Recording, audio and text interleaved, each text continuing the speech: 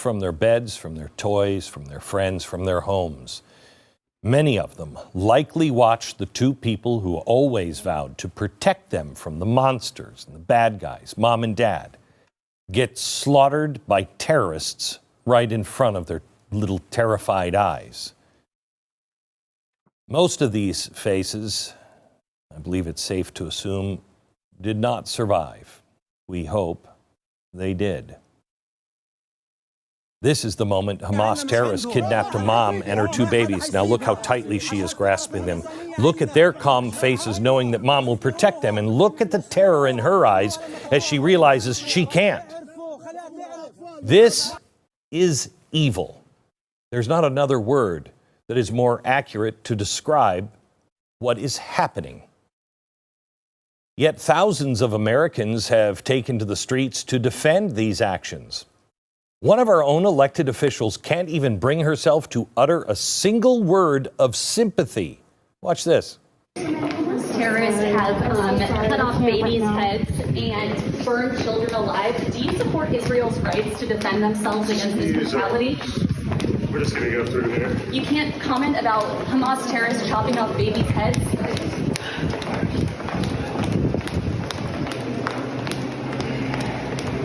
Congresswoman, do you have a comment on Hamas terrorists chopping off babies' heads? How does that happen? If you're struggling to understand the world as it is today and the evil and those who refuse to take a stand against it, you're not alone. Tonight, as we are on the precipice of another genocide and Hello everyone, and peace of the Lord to all of you. I hope my voice coming good and clear. Please invite your friends. As you see, I'm very early in the morning. I just took my shower and I said to myself, let me go live even though it's very late for me. But, you know, it's a good opportunity to meet new people from different territory in the world and give them opportunity to join us. If you watch the whole video from the beginning to the end, I know you will agree, but you will not see him saying one single word. Who are they who he called American who support Israel? Why don't say Muslims?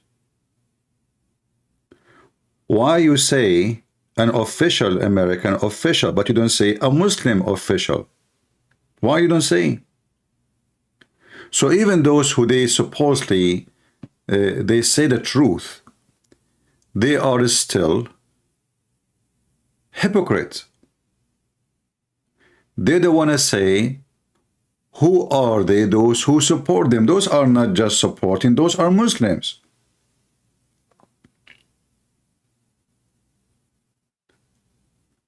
Because if we say the word Muslim, somebody will say, oh, he's Islamophobic. Islamophobic now, it's a title used to mute anyone. Anyone, you say anything against Islam, you are a phobic, you have a phobia. Your Islam is a nice religion. I mean, it's true Hamas kidnapped children and rape women, but this is for, I mean, so what? This is their rights. In fact, the scumbags of New York, the liberals, they believe so. I'm not making things up.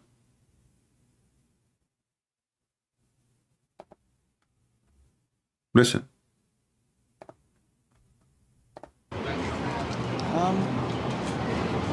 It's just the cause and effect of oppression. Hamas have the moral high ground here. I feel like Hamas are just defending themselves from years and years of oppression and looking around, living through the rumbles. And I feel like it's just justified and they're traumatized. Yeah, a lot of my friends kind of side with Israel, but I feel like there's more than one side to this.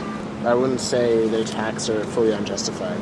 I'm on the side of Palestine. The Israeli government has kind of been brutalized about Palestinians, so I understand why they try and fight back. This whore, she understand why Hamas raping children, kidnapping women, burning people alive. She understand why. Because the Israeli are unjust. I will go with you now. You are a black African, and the American, they were not fair to you, and I'm talking about the white ones. Are you going to rape the children of the white people? Are you going to kidnap their children because they oppress your grandfather? Are you?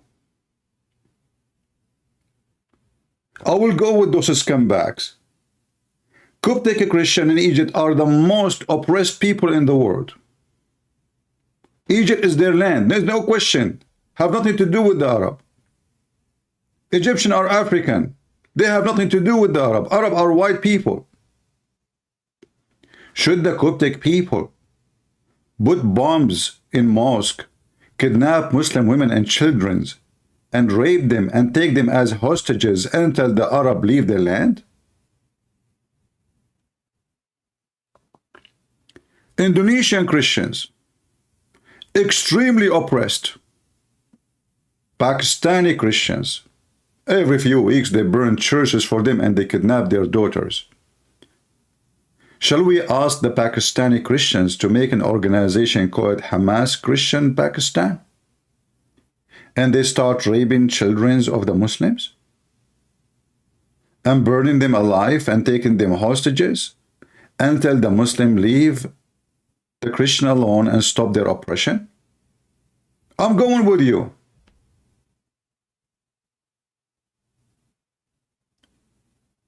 The Syrian in Syria. This is the land of the Syriac.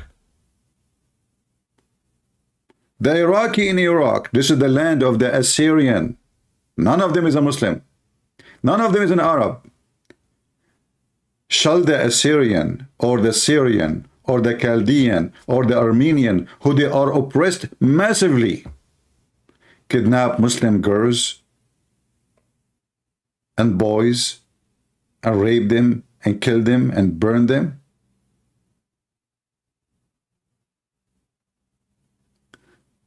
Those scumbags are the fruits of liberalism.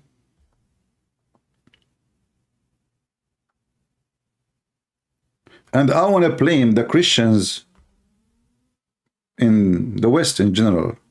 You know, Christians, they go to church, they wave their hand to Jesus. I love you, Jesus, I love you. And then they go from the church and they give hug to everybody. They have no voice. They don't go in the street confronting those stupid idiot people. They are not even there.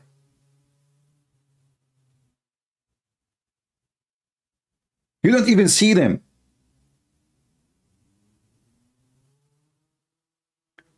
Their priest, all what he cares for is to collect donation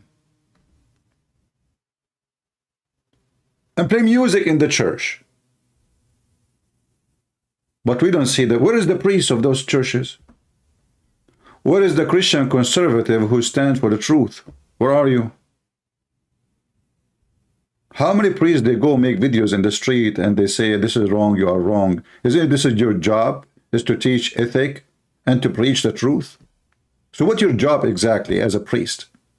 To collect salary and health insurance and housing, and people show respect for you, and you have nice meat on your table, all of this because the Christians are donating to you?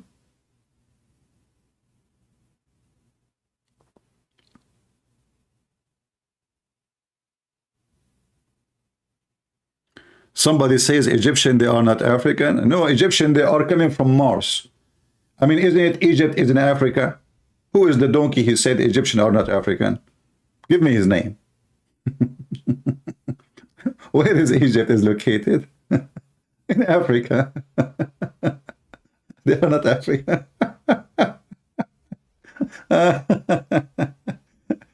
You know what? I heard that the Chinese are Caucasian. I know. And most likely they are the descendant from the Viking. I mean, the world is full of donkeys. This is why we, as a Christians, or if you are not a Christian, but just a person who have a, let us say, a brain, a thinker, just use your brain. If we ask those people who keep saying this is the land of the Palestinian, the land of, who are they, the Palestinian first? Those are Arab. They are not Palestinians. How they are Palestinian but they are Arab? It's like saying German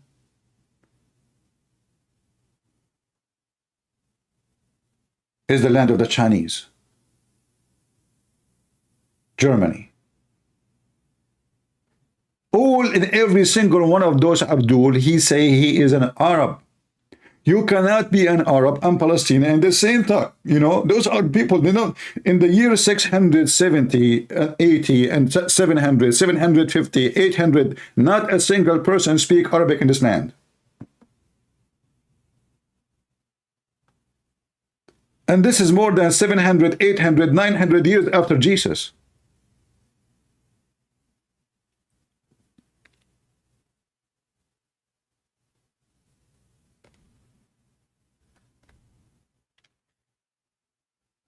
Stupid people. The Christians, because they are so submissive. You see, if you notice now, by the way, you will notice that people appreciate terrorists. The Western, stupid Western, they are telling the Christians in the Middle East to rape Muslim women. Then they will respect you. To kidnap some, you know, like make noise, kidnap some Muslim women, and then, you know, you will be a hero in the eyes of the liberals, because those Christians are oppressed in Syria, oppressed in Iraq, oppressed in Turkey. I mean, don't go and see what they are doing to the Christians in Turkey. Go and see what they are doing to them in Armenia. Even in Israel. Let us go back to Israel. Have you ever heard of someone he is a Palestinian Christian? How come the Palestinian Christian don't rape and kidnap the children of the Jews? As long as this is the reason. As long you are saying the Jews are oppressing Palestinians. What is the name of the Palestinian Christian organization who rape children, kidnap Jewish kids, and they want to kill every single Jew?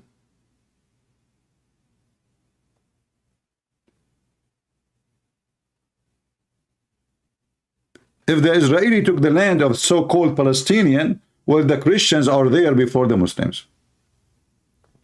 Which means, based on this standard, the Jews, they took the land from the Christian, not from the Muslims. So shall the Christian Palestinian kidnap babies of the Jews and kill them and rape them and burn them?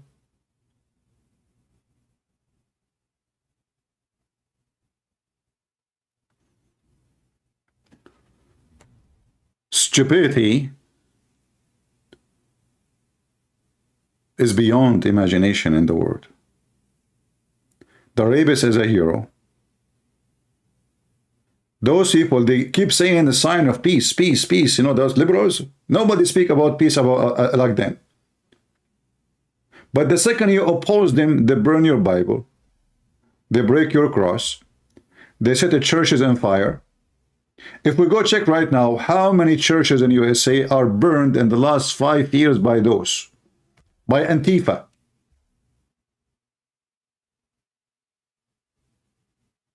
Based on this, the one who burned my church, I should go and rape his daughter. This is your opinion, right? Based on this, the one who break the cross, vandalize my church, I should go, you are oppressing me, I should go kidnap his kid. This is their opinion. That's what they are saying.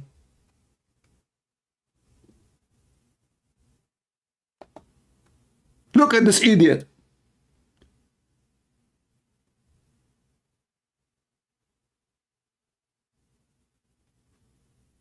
Say their attacks are fully unjustified.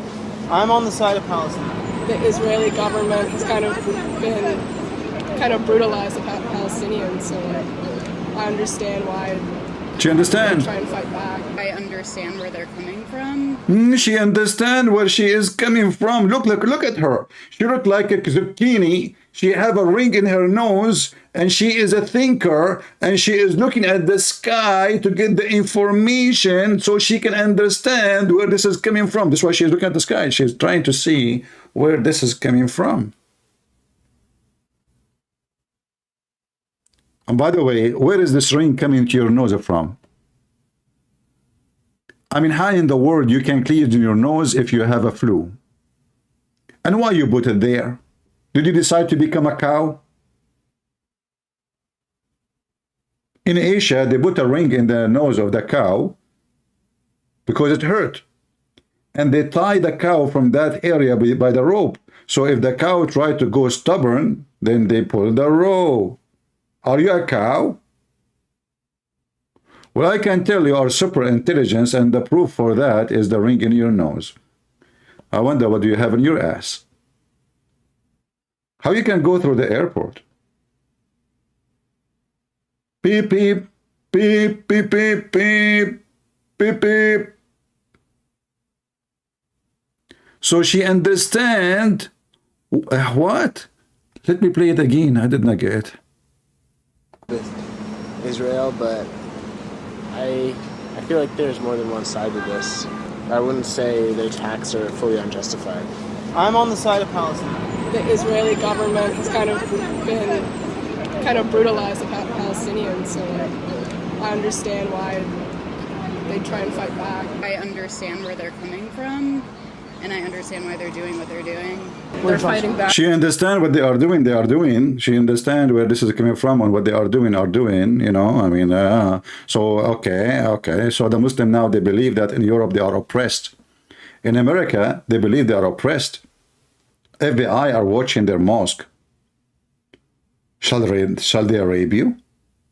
Or you are inviting people to do so? What kind of what's wrong with those stupid people? Look at this smart girl. She is the daughter of Aflaton. Genius. They've been entrapped for 15 years. They've been trapped for 13 years. They are being trapped, brother. Why they are trapped? Because each time they let them get inside between the Jews, they kill some babies.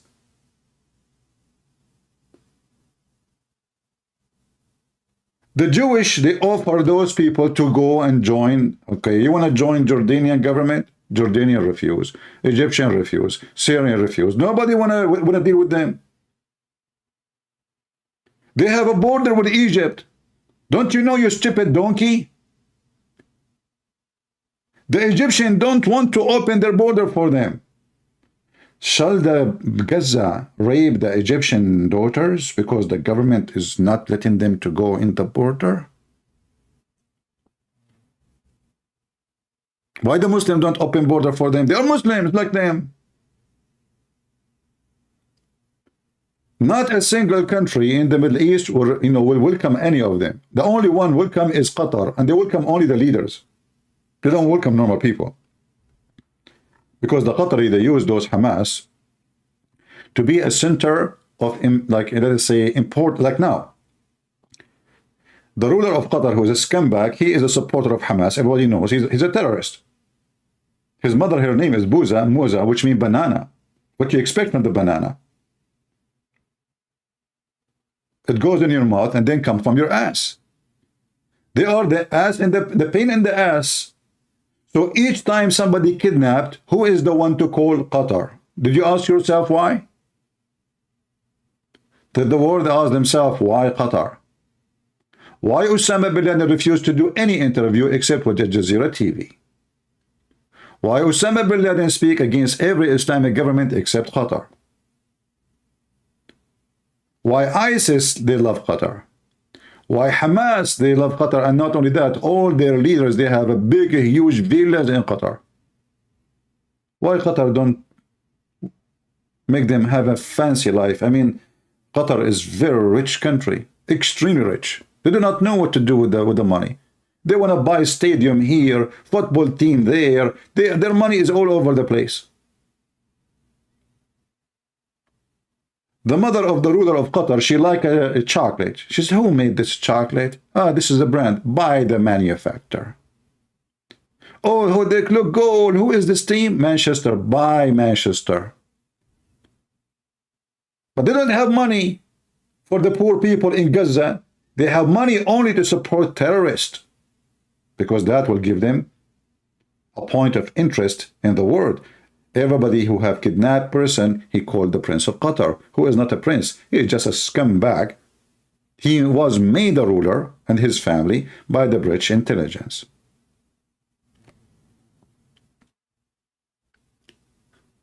As you see, those people in Gaza, they are oppressed. Well, I am oppressed in the Middle East. I am an Arab Christian, and we are not treated even as a second citizen, not even third citizen, not even fourth. We are not even citizen. Yet this is our land.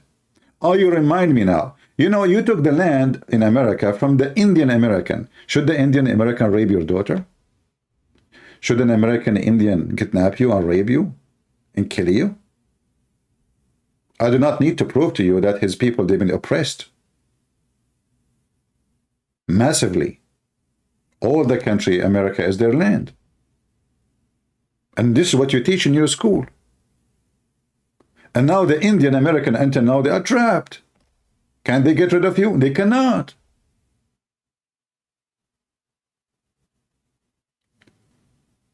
This is how stupid those people are. I want to see, guys, which country you are from. If you are from Asia, give me one. If you are from Asia, give me one. If you don't like to show you where you are from, no need. I want to know the audience now, if you don't mind. It is very disgusting. It's very sick. It's very filthy. It's very dummy. And what makes it more bad, that Christians are so mute for centuries. Very nice, kind people. As you say, people don't respect you for being kind. All of this from Asia? I'm the only one now from China? Okay. Thank you very much. Yeah, well, this is the time where people in Asia, they are upright. So this is why I said to myself, let me go now, even though it's very late for me. I don't know if you can tell my voice is not, I just took a shower because, you know, actually this is against my nature as an Arab. We take a shower once a year. But I said to myself today, you know, as long as we are going in war, and the Israeli might oppress me and cut the water, so I decided to take a shower before they come. Yeah, because we have to blame the Jews for anything. Anything happens, we blame the Jews. Why we don't have electricity in the Middle East? The Jews. Why we don't have jobs? The Jews. Okay. Why we don't have democracy? The Jews. Why we don't have election? The Jews. Okay, why the judges in our countries are corrupt? The Jews. Okay, why Saddam Hussein is killing the Kurdish? The Jews. Okay, why ISIS is killing the Muslims? The Jews. Okay, Al-Qaeda kidnapping Christians and Christian nuns and priests and killing them. Why? Because the Jews. Okay, why the Russian they invade Ukraine? The Jews. Why the Chechenian president, he is going to kill every single Christian in Ukraine? The Jews. Because the president is a Jew. I mean, we have a solution. Who is controlling the world? The Jews. Who is the most rich people? The Jews.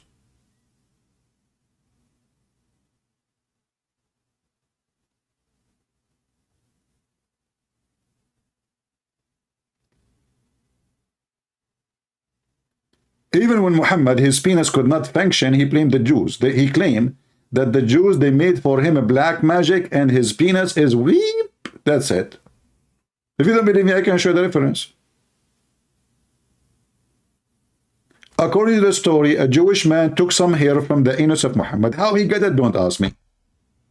I don't speak about politics. And then this Jewish man who took some hair from the holy anus of Prophet Muhammad, anus upon him, he said some magical words. I'm not sure, trying to remember them. Harut, Marut, Shankabut. And since then, the penis of the Prophet, peace be upon him, is not there. Aisha, she do striptease, not moving. Even they played Quran for the penis, not standing. They played the anthem of ISIS, is not there. They gave him food, shish kebab, hummus, all, nothing working. Aisha, she offers some massage. Don't even try. And then Prophet of Allah, Muhammad, police be upon him, because he's a terrorist. He prayed to Allah. And then Allah, he sent him a dish of shish kebab. He ate it and he got the power of 40 men. And this is telling you that Allah is the best ever who made the Viagra. Nothing worked with the Prophet. All of this because of a Jewish guy. He took some hair from the anus of the Prophet, which is a true story, and he controlled him by black magic.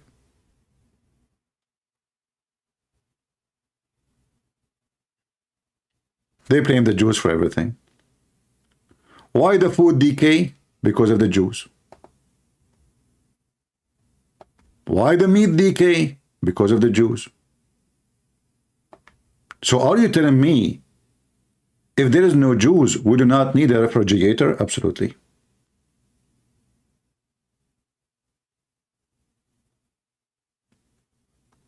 When there was no Israel as a state as we know now, why Muhammad was killing the Jews? They oppress him, brother. But they are minority.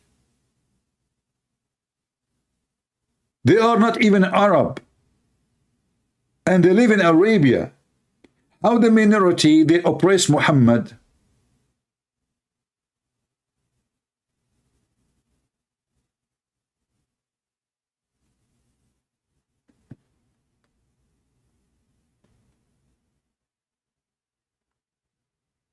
If there is no Israeli, meat would not decay. But there's no Israel at that time, as we know today. Muhammad, he is calling the Israeli, blaming them for everything. Well, Muhammad, he said that every Muslim should kill every Jew. There was Israel at that time and the Israeli oppressing them. Where the Israeli? He's talking about the judgment day. And he mentioned in his time that he is going to cleanse the Arabian Peninsula from the Christian and the Jews. And this is why there's not a single Christian in Qatar. He is a Qatari. Not a single Christian in Saudi Arabia. He is a Saudi. Have you ever heard of religion dominate every single citizen? Not even atheist. Not a single atheist in Saudi Arabia. Not a single homo. So now, based on what those dummies they are saying, if you are an atheist in Saudi Arabia, you are oppressed, and that justify you raping, according to them, raping the children of the Muslims. Because you are an atheist, you are oppressed in Saudi Arabia.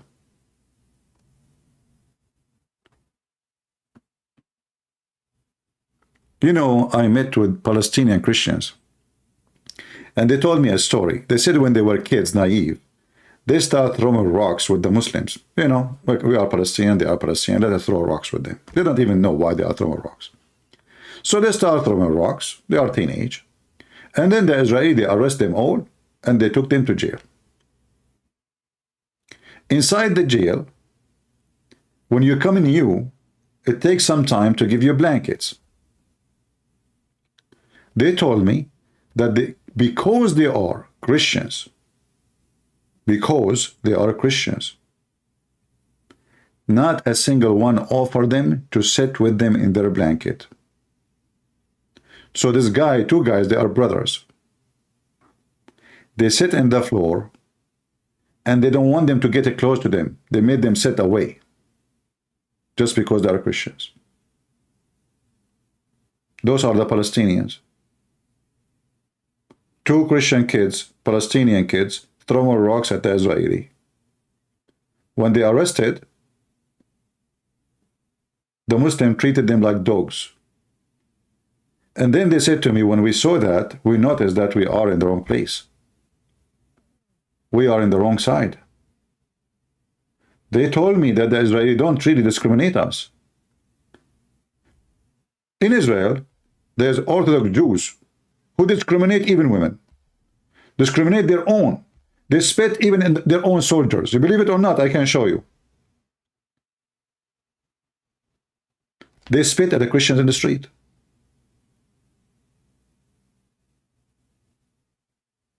But the government, they don't. The system does not. Anyone who holds the Israeli passport, he can fly anywhere he wants. He can apply for any job. and there's congressmen in Israel, they are Arab, and they are Muslims.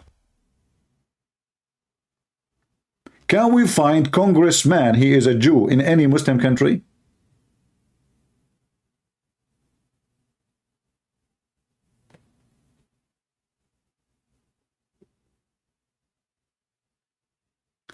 In fact, Shushu, not this Shushu,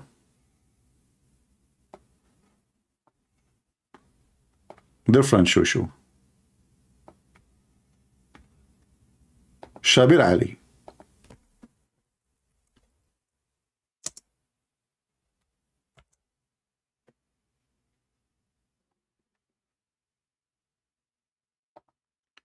He just, he just invited in their channel a very weirdo Jew who is against Israel.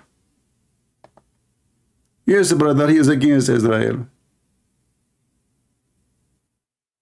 This is Israel. This is the Jews. But you will notice they love those. But he's a Jew. Oh, as long as he hates Israel, he's fine. You know? Look at her happy face. Look, she is so excited. Tell us what happened. What happened? And speak. I'm here with Rabbi Yisrael David Weiss. He's a rabbi. He's a rabbi.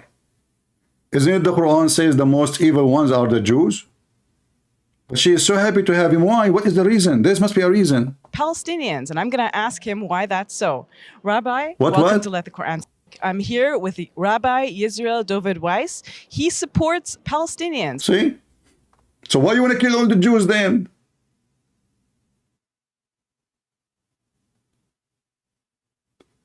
If there is Jews who support Palestinians, why you want to kill all the Jews? Why Muhammad says kill all the Jews? All the Jews. And who is this scumbag who support Hamas? And I'm going to ask him why that's so. Rabbi, welcome to Let the Quran Speak. Thank you, and it's an honor, privilege to be. It's an honor. It's an honor. On your program. But what a shameful scumbag you are. No, it's wonderful to talk to you. So tell me, Rabbi, why do you oppose the state of Israel, why, first of why? all, and why do you support Palestinians? Okay, first I pray to the Almighty that He bestow upon me What do you mean Almighty? Is that Allah? His truth, His wisdom, that I may be worthy of conveying His message and sanctify His name. Really?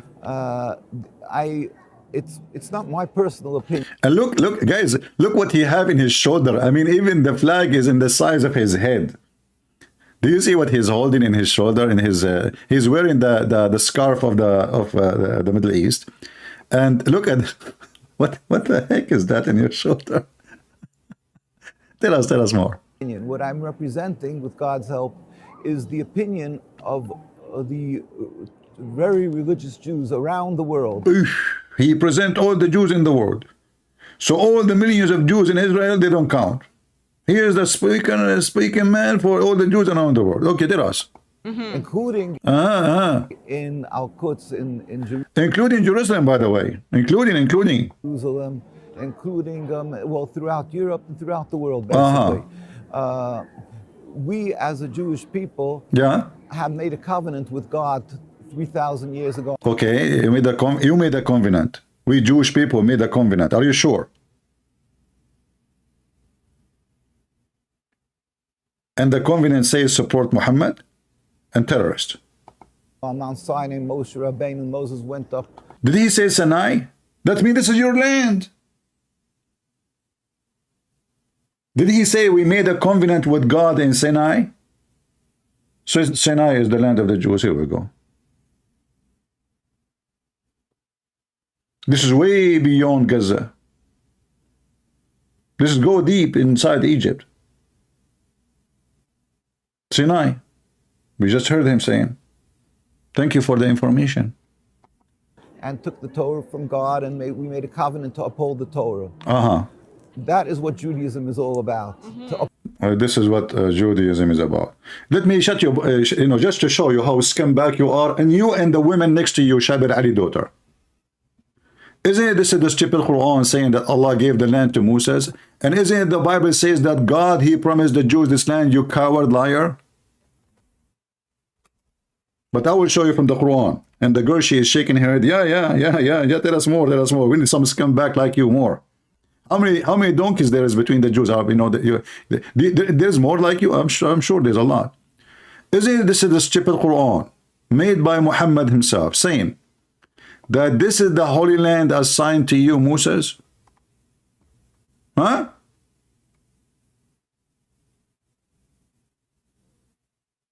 Even the stupid Quran confirmed that. So according to this guy, he is a Jewish rabbi. And he is holding the covenant from God. And his understanding that to be a Jew is just to practice the covenant.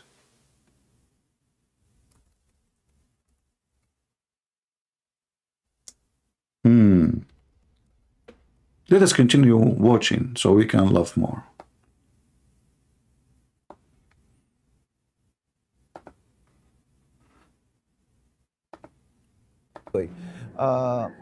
We as a Jewish people have made a covenant with God 3,000 years ago on Mount Sinai. Moshe Rabbeinu, Moses went up and took the Torah from God, and we made a covenant to uphold the Torah. That is what Judaism is all about, to uphold this covenant. If we ask this is scumbag, the covenant was given to who? If there is anyone can tell me the covenant given to who? If we go from the beginning, we will find in Genesis that the Lord appeared to Abraham and said to him, this is your land. In this land you will be, and I will bless you.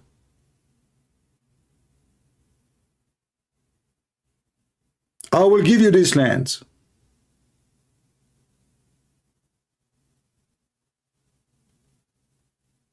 This is a rabbi. So you grow your hair and you make a hairstyle. I want to do that, by the way.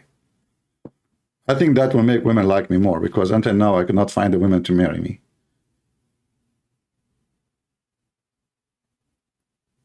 Then I will be intelligent, a rabbi, and Muslim, they will like me. Because I claim that I am a rabbi, but I do not know what the Bible teaching about the promised land for the Jews. He never heard of it. He's a rabbi. There is no such a thing in the Torah. You're lying, Christian Prince.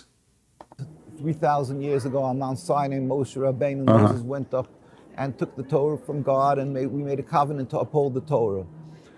That is what Judaism is all about, to uphold this covenant, to be close to the Almighty, to be subservient to the Almighty. That's it. This movement, the concept of creating a state sovereignty, and what they want to call a Jewish sovereignty, that concept, is a movement that started around 150 years ago. Oh, not started by Abraham and David and Solomon. No. This is just 100 years ago. I mean, David was not a king. He was just a congressman in America. Actually, he was the first one who called for solar system.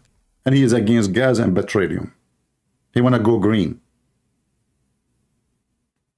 This is what Judaism is about. And the Bible never said that this is your land. When we will find tons of verses all over in the book of Genesis from the beginning of the Bible.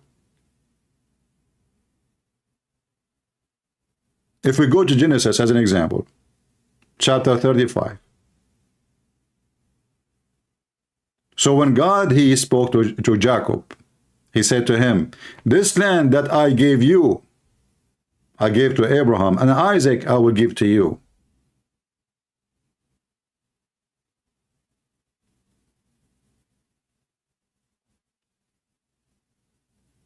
Did the Jewish people have a kingdom and they have kings?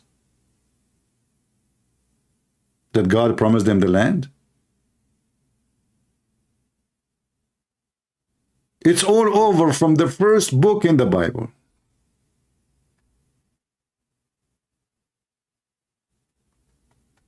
In fact, the promise of the covenant of God, this is scumbag is talking about, is not Israel today.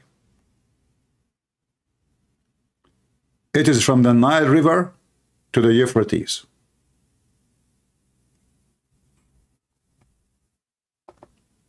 Is that correct, people? Or I'm making things up? Is it true? He's speaking about the covenant of God. The covenant of God. Okay, what God say? Let us see.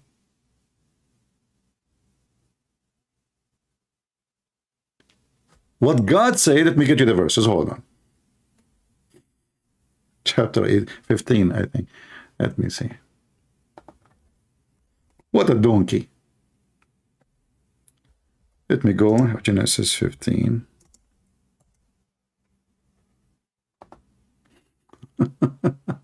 I mean, those people are really.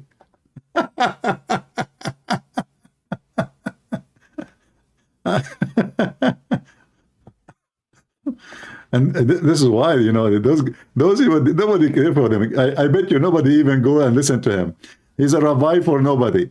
But now he's a Muslim rabbi. He's a Toiva singer. You know, he's a rabbi. Here we go. Did he mention the word covenant, or I'm making things up? He mentioned the word covenant, right? All right. Let us see what the Lord said to Abraham. Read with me. In the same day, the Lord made a covenant with Abraham, saying unto thee, seed I have given this land, from the river of Egypt into the great river Euphrates. He just mentioned the covenant. We just heard him. And he claimed to be a rabbi.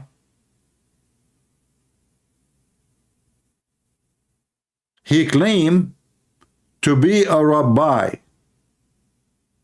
My friend, you are not a rabbi. You are a dog who have rabies. The same as this is scumbag to weave a singer.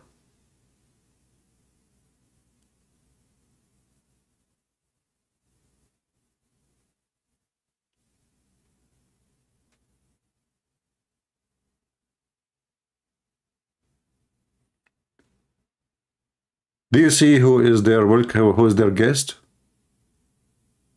A liar. Is he a liar or making things up? This is the Bible. You can open it in any, and you can read it. If you know Hebrew, go and open Hebrew. Don't read it in English. We have tons of verses, not only this. But this one confirmed that the Jews, if they want to follow the covenant of God, they should take all the land, all the way from the river of the Nile River, all the way to Euphrates. This is the land, is the covenant. But the Jews are being kind. They don't want to do that. They are satisfied with the little piece of land, but nobody want to let them go alone. Israel alone is a small, tiny land. Very tiny. The farm of George Bush in Texas is bigger than Israel.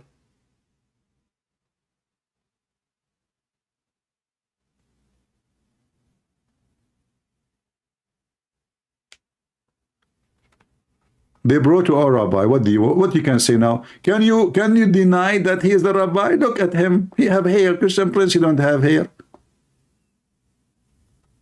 In fact, I just shaved all my hair in the shower. I look like Sam Shamoun now. Except my beard is 10 meters.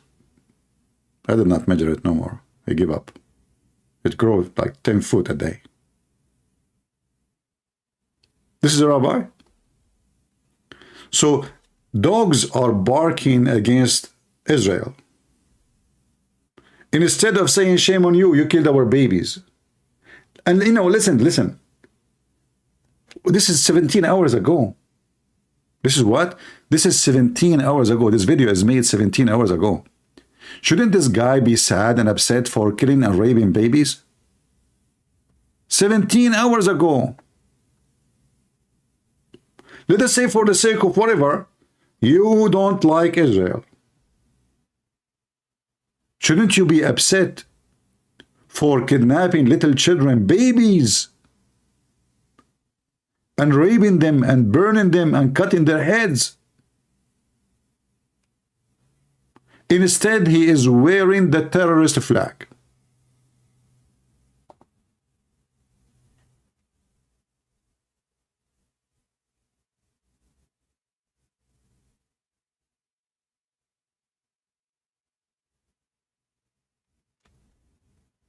All of them, they are hypocrite. Even the one who claimed that they are supporting Israel, they don't want to say the truth, that this is Islam. And this is what Muslims believe in rape, killing, kidnapping. And they oppress you. Either you join them or you are the enemy and we will rape your daughter. We will spit on you and we will take your home anyway.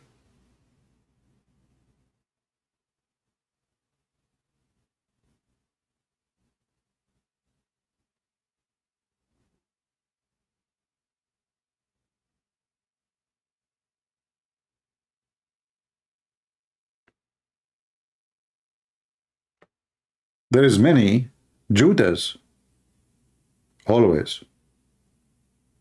Judas is not a unique character. In every house, actually, there's a Judah. Even in your own household. If you have 10, 12 kids, I don't know. I mean, people don't have kids no more these days. They have puppies. You know, you go in the street, you find a young man and young women, they are married. They don't have babies, they have dogs. How, you know, and she is carrying the dog and she have a milk feeder. Yeah, I mean, this is how the world is today. The dogs.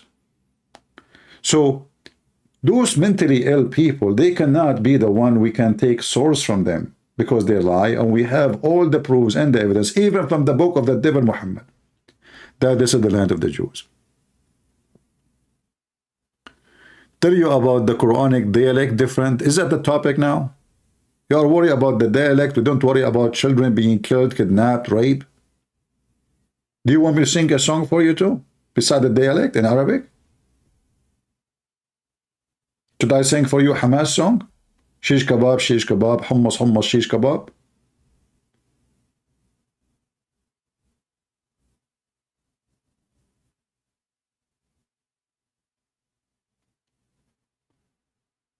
They are liars.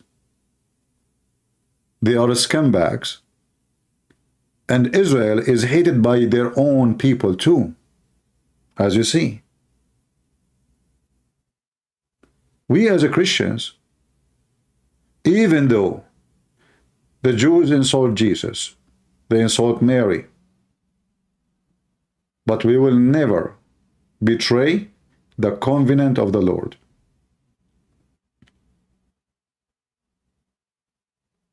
We are not doing what we do because we are siding. No, this is their land.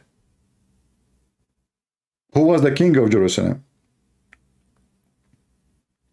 Name for me the Palestinian king who was ruling Jerusalem. Give me one.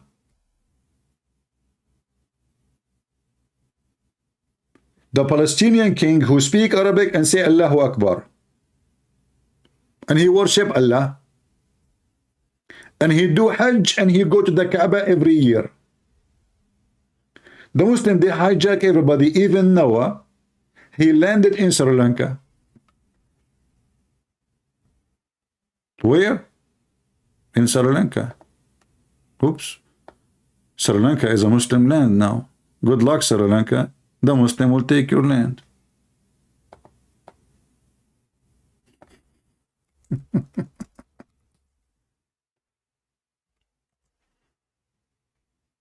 That's it. This is the land of the Muslim. Amongst those. You don't believe me? Listen carefully. Muhammad, he saw a dream. He went to seventh heaven in the top of a flying donkey. Allah cut his chest. He cleaned all the garbage inside him because he was full of shit.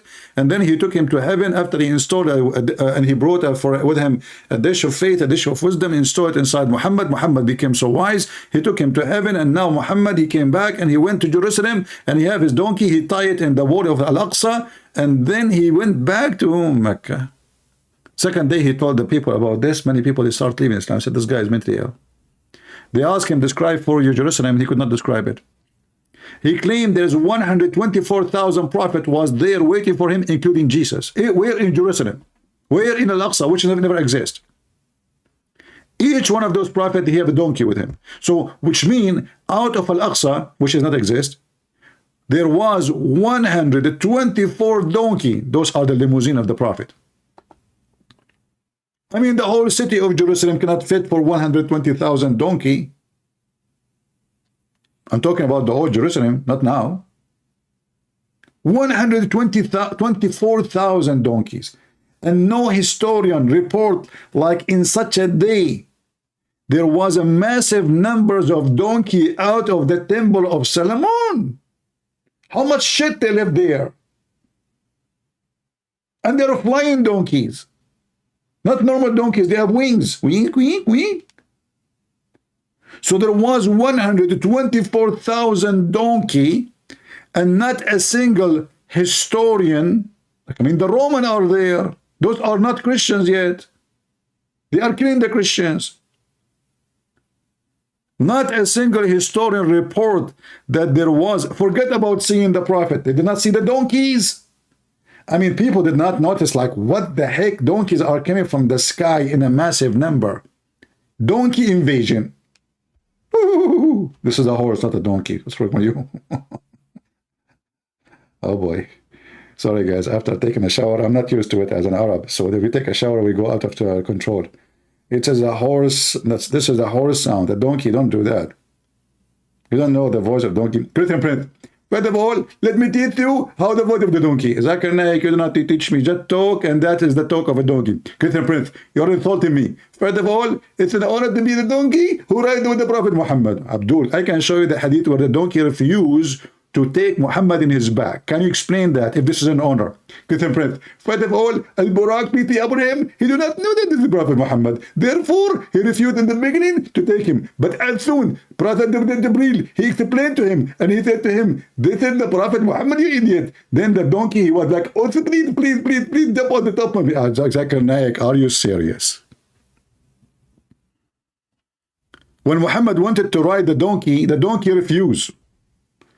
Jibreel said to him, you stupid donkey, do you know who is he? This is Muhammad, the Prophet of Allah. And then the hadith says, the donkey was sweating in his pant, like, you know, like, what the heck, what I did, what I just did. Oh. True story. And now they want Jerusalem. And look at this guy. He will tell you where Abraham landed. Sorry, where Adam landed. Now if we look at Adam alayhi salam, he came down onto the earth. He was sent to the earth. There's a question. Where did he land? Where? He wasn't just thrown so that suddenly he landed, meaning really? He dropped. But Allah placed him on the earth. This we find in the narration of Rasulullah sallallahu alaihi wasallam, where he says that Adam alayhi salam nazala fil Hind. He came down in what is known as the Indo-Pak subcontinent. Now I know why Indian movies are messed up. Now I know why every single Indian movie is nothing but fictions. I told you, like, you know, you watch Indian movie, I mean, nothing in the movie makes sense anyway. I mean, the guy is dating the girl in the desert, and then suddenly 25,000 people appear behind them, dancing, moving the same, and they are wearing the same clothes, all of them. Subhanallah, mashallah. And now, Adam, brother and sisters, he land where? In India. Why? Because they have curry there. Why you want to go to those white people in Europe? What they have? Do they have curry? No. By the way, if I am Adam and I decide to land, I will land in Korea because kimchi tastes better. Sorry. I mean, come on. Kimchi is the best. Forget about the rest. So I think our grandfather Adam, he made a mistake. He favored the curry over the kimchi because he did not know better. So where he landed, brother? Where? He came down in what is known as the Indo-Pak subcontinent. Precisely Sri Lanka. Precisely. Take it or leave it. Precisely. I mean, they have the GPS. Not only that. Precisely.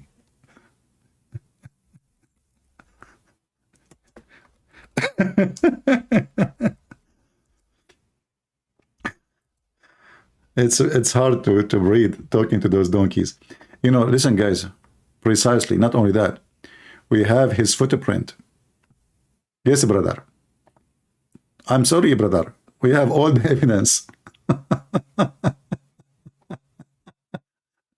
If you don't believe me, brother, watch with me, brother. Adam Peak, Sri Lanka. Islamic landmark. This is Islamic landmark. I see a Hindu guy. I see what? A Hindu. They want to hijack the Hindu temple. And this is the footprint of Adam. Abdul, but Adam was 35 meters tall. And just a question for the sake of questioning. How come there is only one footprint? Did Adam lose his foot in the war with Taliban? Did he have only one foot? Like he jumped, like boing, boing, boing, boing. And okay, you know what? Adam footprint. Why have only one print? Wait, only one print?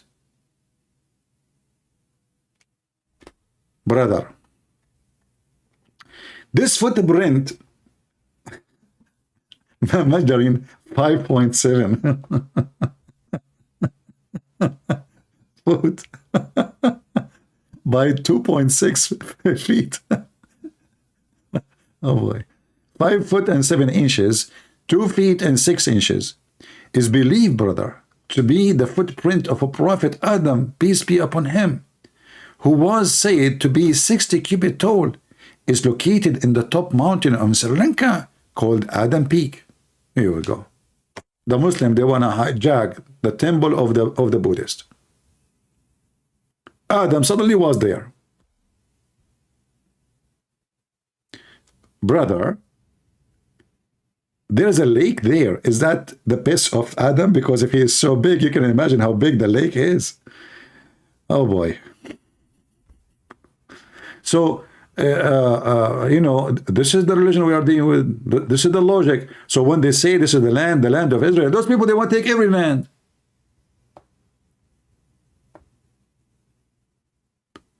And not only that, Adam, he go and do Hajj every year for 40 years.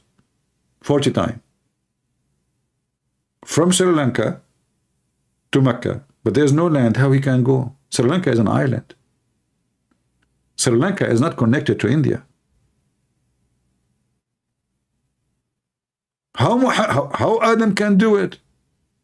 Man, he can swim all this distance. Must be true story. Tell us more from the beginning and before.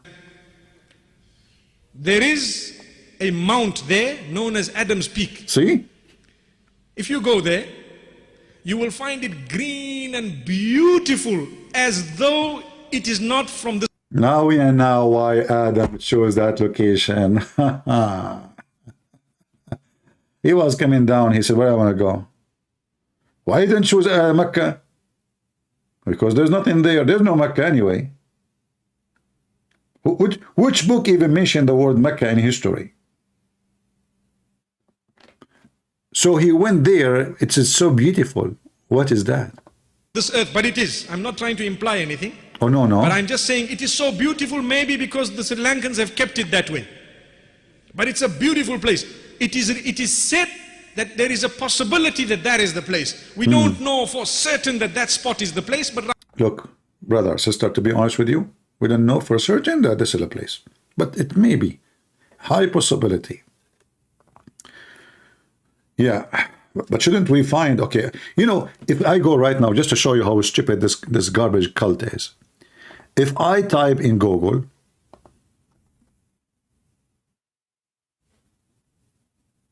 tomb of a prophet Adam.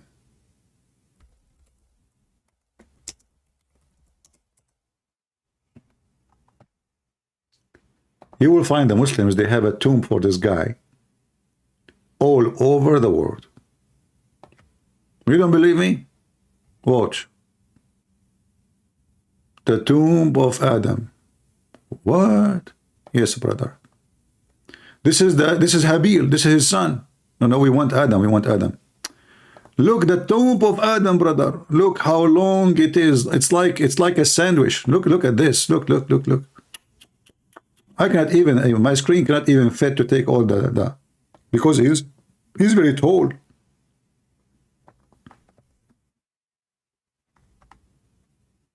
He's very tall. 210-foot long tomb. Let us open it and see who's inside. However, you will find that Adam have tomb in every country in Muslim world.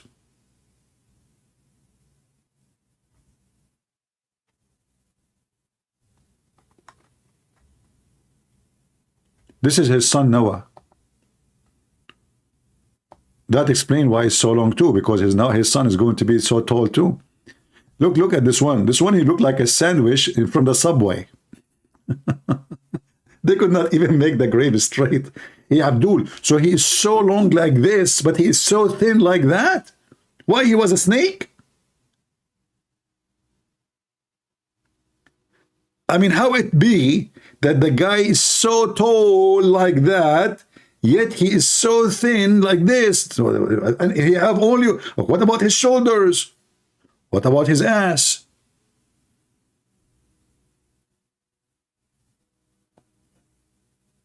Are you sure this is not a tomb of a snake? Look, they have tomb in different, this is all different location. Now, this is Adam and Eve in where? Manar. I don't know where is that. But this is different one. The same guy in different. How many tombs you have for him? They have his tomb everywhere.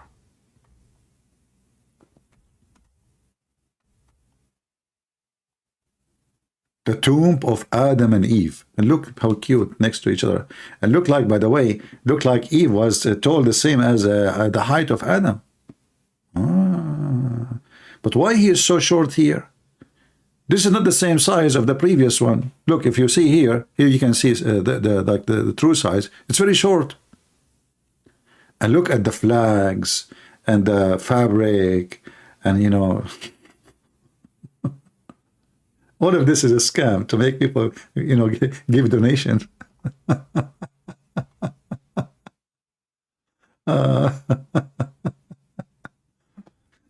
Hold on. This is the father, the same, by the way. This is the same tomb, but now it is the tomb of Umran. What the heck? Umran, the father of Mary. He is so tall like this.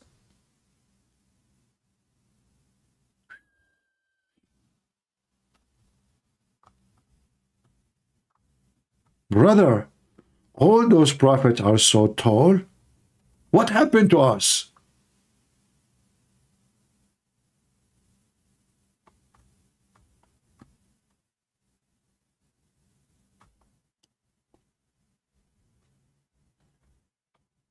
They fool people. They, you know, and people, they go and they give donation and they give goats and they give their cow.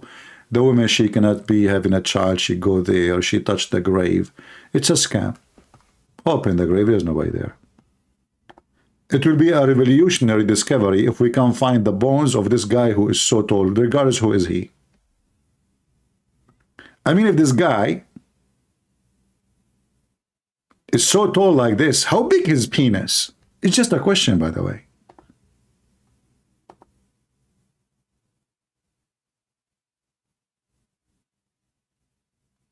And by the way, is his penis was included in the grave? Or you put it in different grave?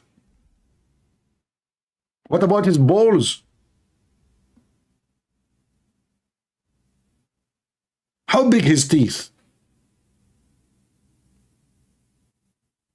Like maybe his teeth is each one of them like 3 meters big? How big is shit?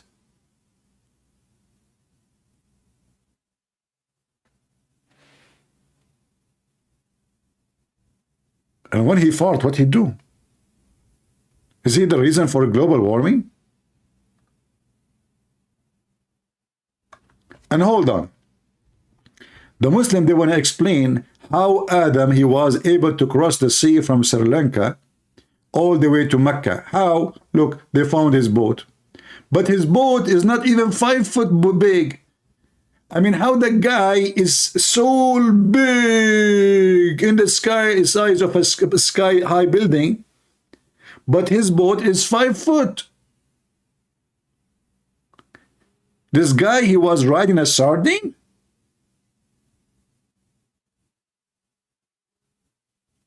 Brother, Muslims don't lie. Those are all true stories. I'm just telling you. Okay? The guy is so big, his boat is a sardine. I mean, things happen, what you can say. And this is what happened with Hamas. They thought they have some Kalashnikov, they can go and kidnap some kids. They thought they can fight Israel. Now, get ready for it. You get what you ask for. Little sardine. The shark is coming. You want to bite the shark? Sardine? Good for you. Yeah, please, peace, Israeli aggression. Please stop the Israeli. I ask all the Muslims in the world to do jihad because they are aggression. Stop them. What is the heroes who can fight? Shouldn't you say, come to me, I'm here? They are crying, trying to stop it. The whole idea of creating chaos around the world is to make the Israelis stop. The Israelis are fighting at you. They will not listen to anyone. And what you can do about it? Who dare from the Islamic leaders to open his mouth? Today, we will show you your size. Today, it's time to pay. Even though I know that in Israel, until now, they are being politically correct. They don't want to say that this is what the teaching of Islam is. I understand. They are doing politics. But we don't do politics. Today, you will pay. In fact, they are saying that today is going to be the day where Israel planning to go in Gaza. And I am sure now that the group of Yasser Arafat, the terrorist Yasser Arafat,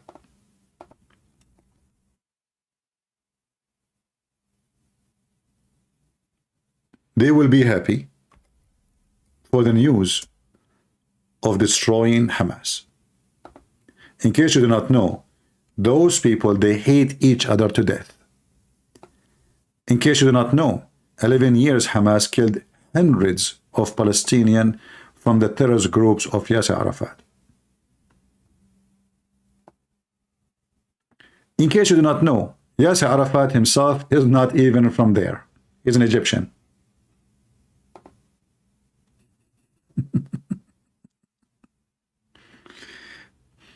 And he looked good, by the way. This is what this scumbag used to do. He used to hijack airplane every day, and the stupid European, they pay him ransom.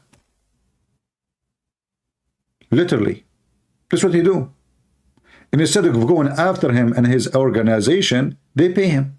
He hijack again. They pay him. They hijack again. Go check. In the 70, in the etc., you will see every week there is one of the airline in Europe is hijacked. It is the stupid European who make those people rich and powerful.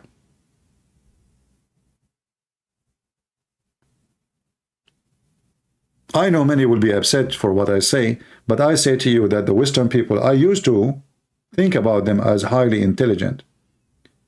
I changed my mind. I believe Western people are the most stupid, dummy people ever exist in this earth. They sponsor terrorism. They support Hamas. They never say the truth, and they are politically correct.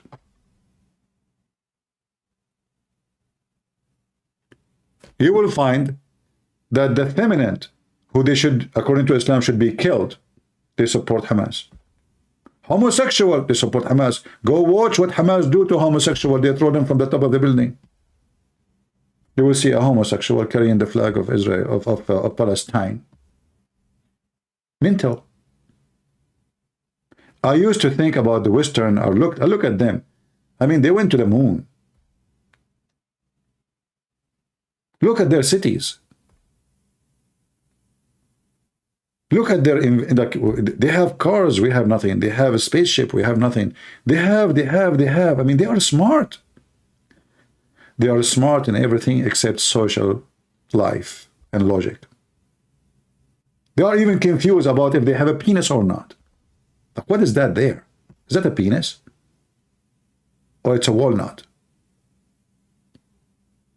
They are confused who is the victim now in Israel. They think that the one is the victim is the Palestinian. I mean, Abdul, listen, they just raped my daughter. It's so what? They are oppressed. They are oppressed. They just killed the baby. They are oppressed. What they oppress you do, if you go to Gaza, you yourself as a homosexual, you will be killed not even second minute.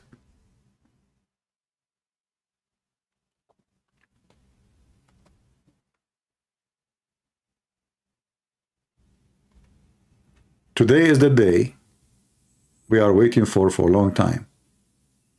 As the news says, I'm not sure if this is really what will happen, that most likely today is going to be the ground free Gaza operation. If I am in charge of Israel, I will take Gaza and I will never allow anyone to rule it except me. No terrorism. You can hire local to govern, but all security should be in your hand. But I think what will happen,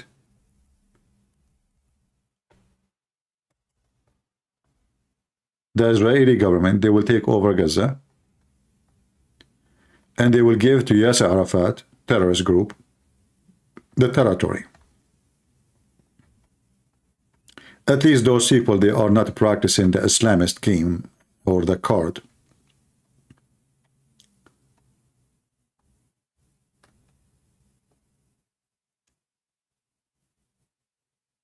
And this way, nobody can say that Israeli are taking that place. They will say, see, we just went there, kicked Hamas out, and we gave the land to the Palestinians. And now because the group of Yasser Arafat and the group of Hamas, they hate each other to death. The violence will start again, but it's going to be this time between Hamas and Yasser Arafat gang. All of them, they are gang anyway. So don't expect much of a change.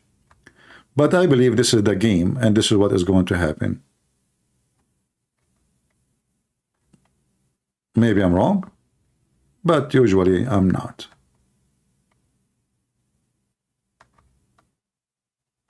If we go right now in the news, you will see tons of stations that are having live feed of what's happening in that territory. And now civilians, the Israeli, they warn the civilian to leave the territory so they can be, safe from the war zone, because now this is a land is going to be turned to a war zone very soon. And you will see Western media crying out, saying, how in the world that can be? I mean, how hundreds of thousands they will move? They are just moving from the corner to the corner. They are not moving to a different country. Why they can't move? Oh, there's no cars. Why there's no cars? You don't even need a car. Go walk. How big all of Gaza is? I mean, go ride the TikTok. Take a donkey. The guy is smoking and they are laughing. In the media, they are like, the people are like in drama. The people are laughing and victory sign.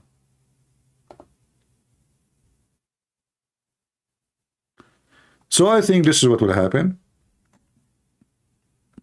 And let us say if the coming days will prove me wrong, but usually no. Do you guys want me to stay longer or I should go? Because it's getting so late for me. Thank God I don't have a wife, otherwise she will kill me, especially if she's an Arab. Arab women are very aggressive, you know? Very, very aggressive. Extremely, you know? Like, you know, you marry an Arab woman, you go to the bedroom. Okay. You spend the first 2 days doing nothing because she's trying to open the suicide belt around her chest. Honey, we're going to have sex. Don't you see what I'm doing? I'm opening it. One mistake, we can boom. Oh, okay. All right. So, you know what? I married you. I thought you have a big boobs. It turned to be this is a suicide belt? Honey, are you stupid or what? And I was like saying to myself, like, wow, she have a big breast, man. Look at the chest. It turned to be suicide belt. And, you know, you say to her, okay, I'm going to the kitchen, you know, like to get beer. And suddenly, like, boom, take a beer. Like, what happened? My wife exploded.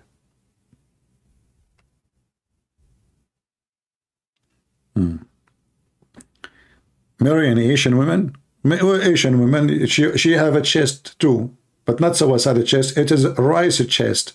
I mean, come on, give me a break. You go to Asia, I found a restaurant, long line. I said, man, this is the restaurant I want to eat. It must be good food because otherwise, why all of them they are lined like this? They're waiting for it. I hate to wait for a turn. Honestly, I hate. But I said, you know what? Let us try something. For me, I like just to eat. I don't want to wait. So I stood behind the guy, and I asked him, speak English? He said, little, as usual. I said, what they have in the restaurant inside? He said, rice. I said, okay, what else? He said, rice. I know that you told me rice. So what the food? He says they have ice cream rice. They have rice cake. They have rice. I mean, everything is rice. All those people waiting for rice. Even juice is rice. Beer is rice.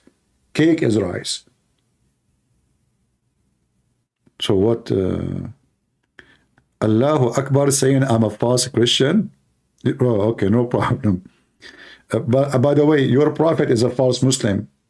Do you know how I know? Look at his penis. He did not get circumcised. I mean, the guy, he told them to circumcise himself. He himself did not do it. False Muslim. Shouldn't every Muslim circumcise himself? The only one who don't do that is your prophet. Why? You tell me.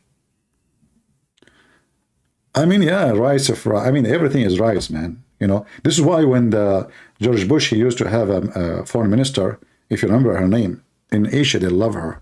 Actually, they went to the airport to eat her. Why? Because they told them Condoleezza Rice is coming.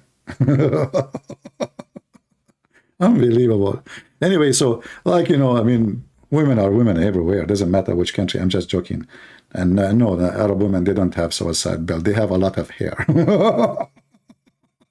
We are very hairy. What we can do? Even Harry Potter is one of our cousins. All right.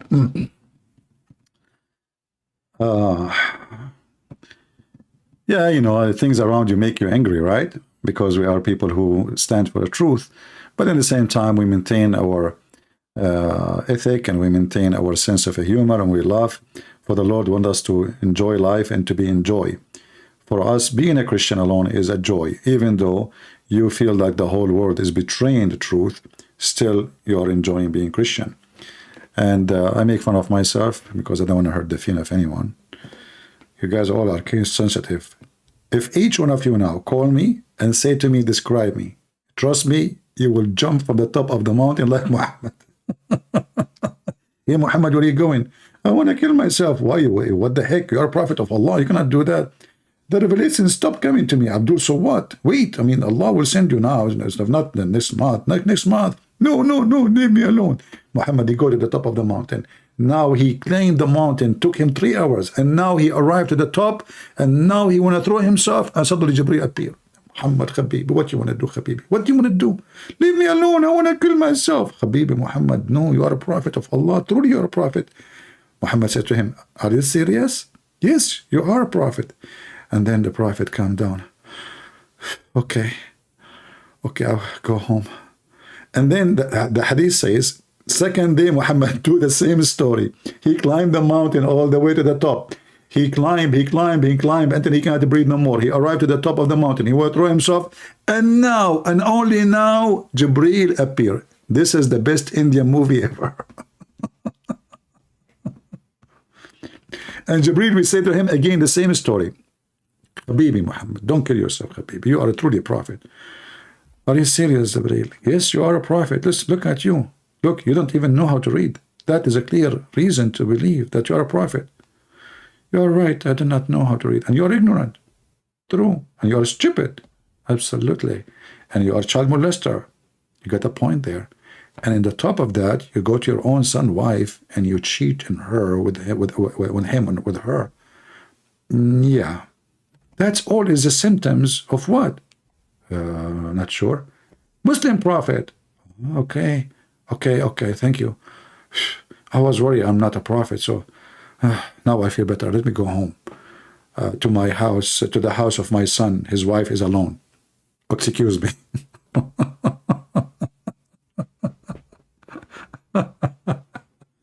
If you are here for the first time, I feel sorry for you because you are going to be addicted and then you laugh a lot and then you get fat. And then you blame the Jews for it. Don't blame me. If you love too much and you get fat, especially ladies, what are you eating? She have like little thing in her dish. Like, what the heck is that? Because I don't want to gain weight. What? You know what? I'm going to sign a contract with women. They go to a restaurant, I eat for free because they don't want to get fat. So you take, like, you order the dish, give me like, what do you want to eat, 5%? Give me the 95%. I will be helping you happily. Oh, but, oh.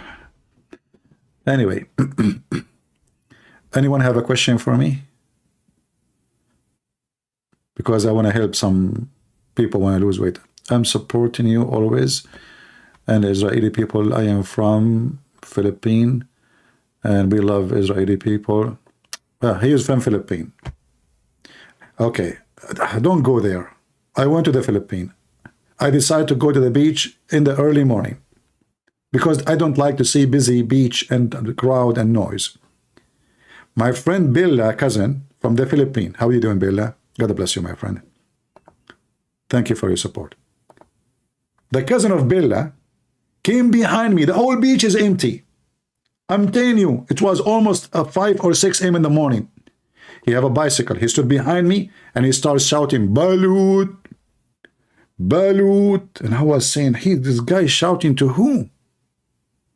What? There's nobody. It's only me in the beach. He decided to stand behind me. 1 minute, he go mute, like, you know, for some time. And then again, Balut. I said, hey, listen, the guy is not here, obviously. Stop shouting. He said, what guy, sir? I said, the guy you call him. He said, what guy? I said, what his name, Balut? He said, Balut is like, it's a food, sir. You want to buy?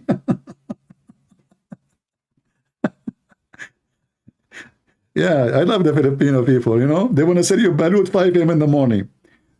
I said to myself, now there's nobody. That's it. This is the perfect time. I go, I swim, I sit down a little bit, I make my coffee, and bingo, the balut is just behind me. Love it. All right. Balut, the egg stuff from Philippines. Oh, yeah. I don't know what balut is. He explained to me later. You know, okay. So I said, but listen, I don't like balut. So what about you? Bye-bye. You know, he said, sir, soon they will come soon, sir. I said, when you come, start shouting again, but nobody here now. Why you are standing behind me? Go, go, go, you know? And then he said to me, sir, you don't want to buy balut? I said, I told you no. Just go, man. Oh, boy. Anyway. I should start calling Balut to help him too. That's a good idea. Next time. No problem. I am from Sri Lanka. Stand by UCP. Okay, thank you, my friend. Actually, all those beautiful countries, you are blessed with many things. Like your countries are beautiful, and Filipino people are really very friendly people, very nice people. Now, for sure, there's always bad and good everywhere. But maybe I was the only bad person at that time there. Anyone have anything to say? Do you think Israel will follow through with their threat? They have no choice but to do what they said, my friend. That's it. I mean, they killed that. You know, do you know what? We are talking about 1,300 and even more. This is not a joke. Israel don't even lose such a number in a war. They don't. So they took advantage that they are relaxed. And and by the way, I don't blame Hamas for doing the surprise. I blame the official in Israel should be taken to court for treason.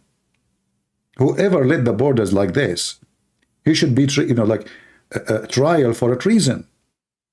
You don't blame a thief for stealing. You don't blame a terrorist for doing what he do. This is what they do. They are terrorists.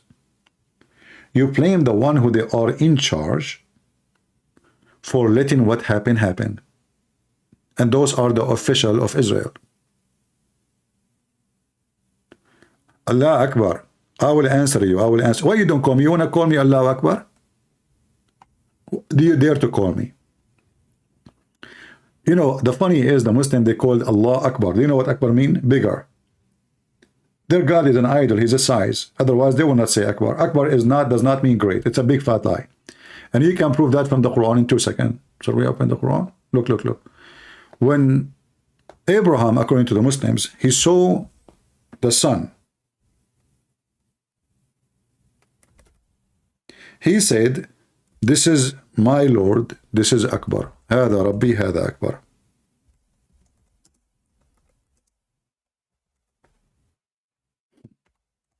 So what Akbar mean? He's bigger. The false translation of the Muslim, they say, he's greater. Abdul.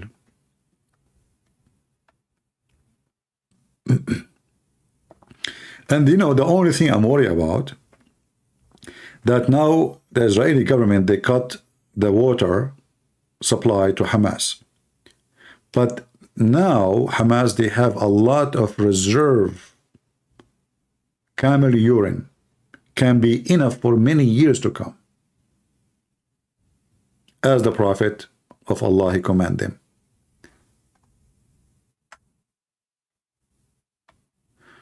Orthodox churches in Jerusalem to support Muslims. Well, it's possible that there is always Judah. We expose them. They are scumbags, because no Christian can support the Islamic terrorism. What about we open the Pact of Umar and see what the Muslim and how the Muslim get in? The Pact of Umar, where every Christian should be insulted, live in humility like a dog. And let us see how the Jews treat the Christians now, and how the Muslims treat the Christians now everywhere in the Middle East. So if there is someone, he claimed to be Orthodox Christian, he's a scumbag. We just showed you actually a rabbi. Who? A rabbi. What is the story of the rabbi? Let me find it for you. Hold on. Let me put the image in something look nice. Here we go. Rabbi is against Israel.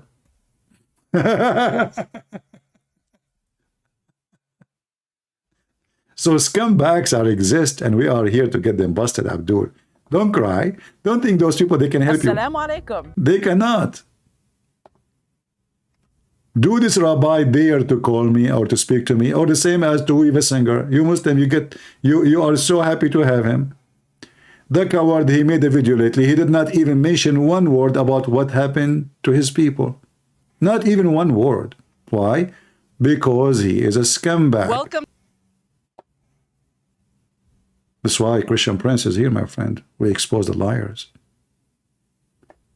What the Bible says, whoever deny, who is the Antichrist? People, isn't this what the Bible says? Who is the Antichrist? Is the one who denied the Son and the Father. Is that correct?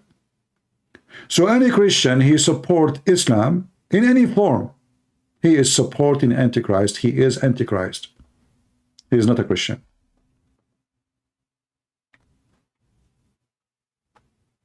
Period.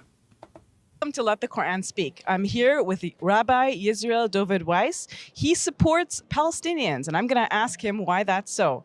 Rabbi, welcome to Let the Quran Speak. Thank you. Thank you. Thank you. It's an honor, a privilege to be on your program. Yeah, it's an honor. No, it's wonderful to talk to you. So tell me, Rabbi, why do you oppose the state of Israel, first of all, and why do you support Palestinians? Okay, first I pray to the Almighty that He bestow upon He prayed to Almighty wisdom that I may be worthy of conveying His message and so sanctify His name. It's not my personal opinion. What I'm representing, with God's help, is the opinion of the very religious Jews around the world. Oh, the very religious Jews around the world. They say this is this is not the land of Israel. They say that. All the Jews. But the millions of the Jews are being found in Israel.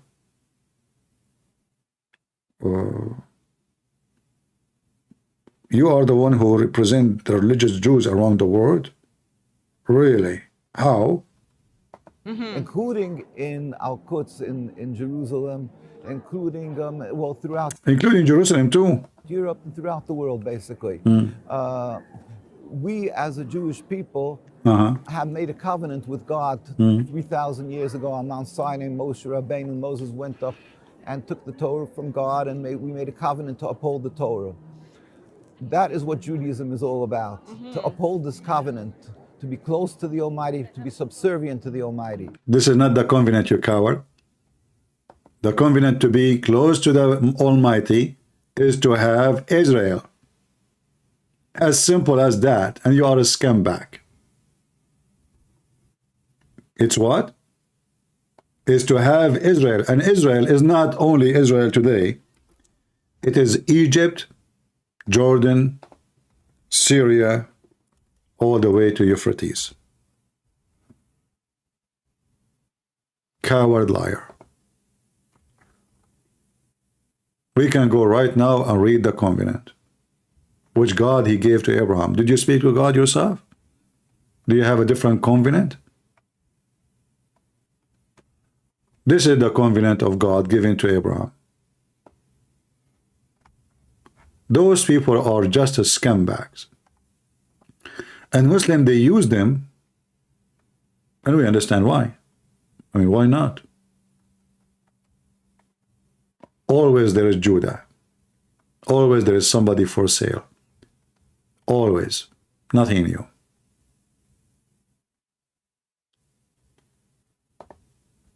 This is the covenant of God, which is given to Abraham, the one he just mentioned, this coward son of Mut'ah.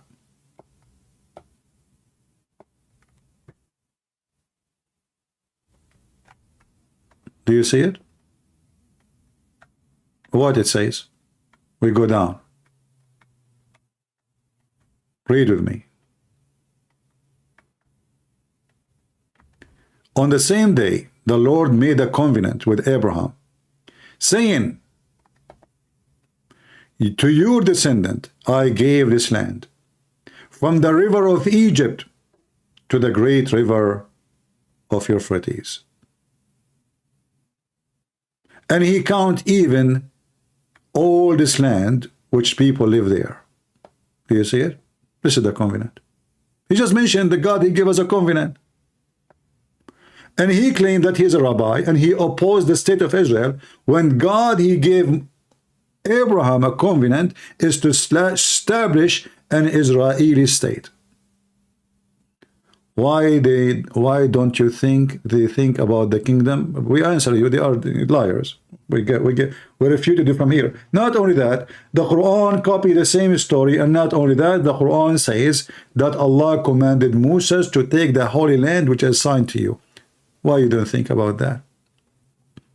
We are here to get you busted, Abdul. In fact, the city of Yathrib, which Muslim now they call it Al-Medina, which supposedly where Muhammad was buried. This is a Jewish city and the Jews should take it back. It is documented in your books. It's documented and written by the hand of the Muslims. No Muslim can deny it, and the Jews should take it. And if the Jews one day decide to take the city of Yathrib, and they are short of men to go and invade, I will be happy to join. Because we need to free the city. And we need to avenge with justice for those Jews who were killed there. Justice is coming to town, Abdul. Why don't you think Al-Mahdi and the Isa sound a lot best of false prophet? There's no such. Al-Mahdi is just a fiction story. The Muslim they are connected to. There's no such a person. His name Al-Mahdi. They don't even know who's the guy. Everybody give a different story. Like Al-Mahdi, when he fell down in his ass, he don't cry. When he sneeze, he say Allahu Akbar. When he fart, he never farted. When his mother, she gave birth to him from her thigh, not from her vagina. By the way, my mother, she gave birth to me from her shoulder. Yeah, those true story. So what Mahdi? The Mahdi is just a fiction story. This religion is always about fictions. What Mahdi? And how his name is Mahdi? So what Muhammad did? Mahdi means the guidance. If that guy is the Mahdi, so Muhammad did nothing. Abdul Akbar, stop spamming the chat. You know, you want to call me. Otherwise, you take a hike. We don't have time for kids. Let your mom call to me, not your dad. Your dad is not circumcised. I talk only to circumcised people. And that is your mom. Your mom was a man. She circumcised himself because the one who did that was a Hamas. So he cut extra. And it became a female. So let your mom talk to me. I mean, even Abraham, according to Muhammad is a storyteller, dummy, silly, donkey. How Abraham, he did circumcision?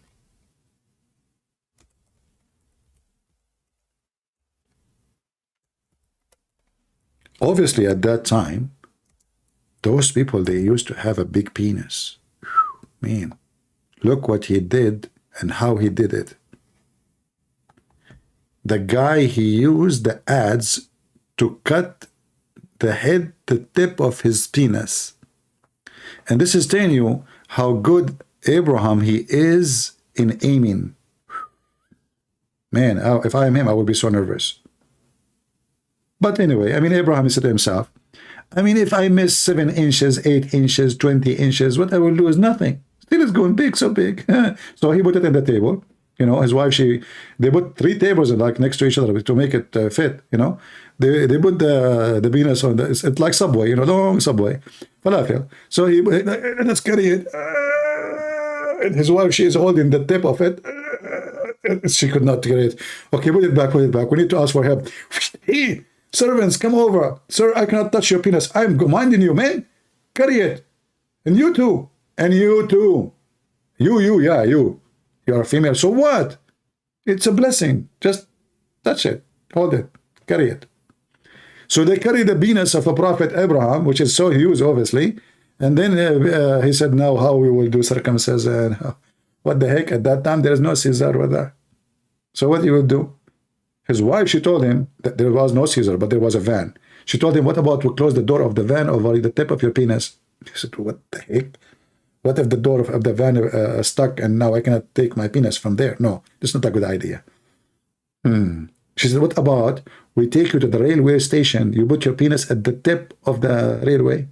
That will make my penis flat, not cutting it. Don't you know that it's very flexible? Anyway, at the end of the story, to make the story short and shorten the penis of Abraham, he decided to use ads, which is very logical. What about Iran?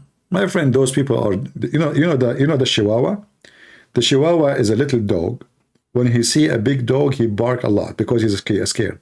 Iran used those proxy like Hamas and Hezbollah to make themselves look popular between the Muslim Sunni. Iran have a target to spread Shiaism between the Muslim Sunni. To make it simple for you, when the Israeli withdraw because of a stupid leader in Israel from the south of Lebanon, thousands of Muslim Sunni in Lebanon and other countries converted to Shiaism because they look at Hezbollah as the hero who was able to free south of Lebanon. But in fact, that's what not happened. So the whole point for them is to show the Muslims, look, do you see those Sunni leaders? Sunni is not the right religion. Sunni is a scam. Sunni is wrong. Sunni are not the Mujahideen. But yet Iran will never shoot one bullet at Israel because they knew they are no match. So what they do, they hire puppies, Chihuahua. So when the Chihuahua bite, they say, we have nothing to do with it. Yeah, we support them by talking, but we are not the one who did it. All right.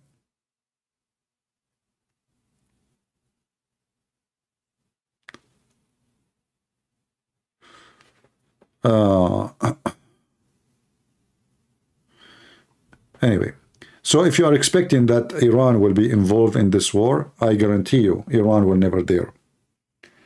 Hezbollah itself will never dare. Hezbollah might throw some rocket. You see, there's an agreement since 2006 when the Hezbollah was smashed and cooked by the Israeli army. Hezbollah signed an agreement to depart. And the agreement is that within a few miles from the borders, if an exchange of fire happened, that is not a break of the agreement. Only in that area. And which area? Some, they say, that the territory which is still in the hand of Israel is the Lebanese originally, which is not true. However, even if it's true, supposedly based on this agreement, that as long the shooting happened in that territory, this is not a break of war agreement, which means not a breach of the agreement. So Hezbollah will never shoot one bullet out of that distance, because this is the limit they are allowed to do. And Israel, agree upon that at that time. So what you will see now is just a game to make themselves the only one who give hand or support to Israel. But in reality, I don't think they will ever dare. Actually, me, myself, I pray that Hezbollah will get involved so they can be cooked too. That will be a nice meal. Instead of celebrating the death of Hamas, we celebrate the shish kebab of Hezbollah, and that will make the party even bigger. Because this time, Israel is not going to play games no more. Whoever get involved with it is going to be smashed. Just 24 hours ago, Israel hit the 2 airports in Syria. Why? Because of Hezbollah. Israel almost every week attack Hezbollah in Syria. And Hezbollah never dare to respond. Never. Why? I mean, they are hitting them every day. If you go right now and see how many hit the Israeli air forces or missiles did in Syria in the last just 6 months, you will be amazed. Hezbollah never strike back. They don't dare. They are barking dogs. When the Israeli army hit in Syria, they are not hitting the Syrian army. They are hitting specifically the Iranian militant and Hezbollah. Neither Iran, neither Hezbollah dare to respond. Why? You know the answer. They know they cannot do that. So whatever, like now in Lebanon yesterday, a few hours ago actually, they have a big crowd for Hezbollah supporting Hamas. This is how Hezbollah support was go in war. What about Iran now announcing that they are on war with Israel? They don't dare. They are shouting for the last 30 years, death to America, death to Israel. They don't. Because in the worst scenario, if the Israeli felt some sort of danger, overwhelmed, they will nuke them. And their nuke is not the size which anyone can even consider it as a nuke. They don't use the normal nukes. The hydrogen nuke is an old weapon Israeli have. They have way more extreme, powerful weapon. This is why all those potatoes, they scream too much, they do terrorist attack, but in reality, nobody dare to announce war. What about Pakistan to announce war against Israel? They don't dare. Nobody there. What about Erdogan? Erdogan is a massive army. He don't dare. He will not even dare to mention that.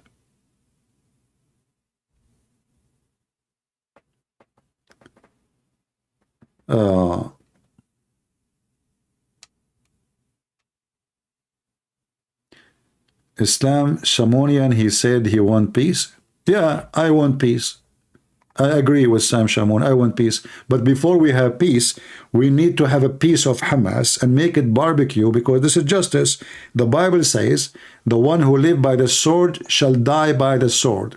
And Hamas killed a lot of innocent people, and it's time to have peace. How we can have peace? We bring the criminal into justice.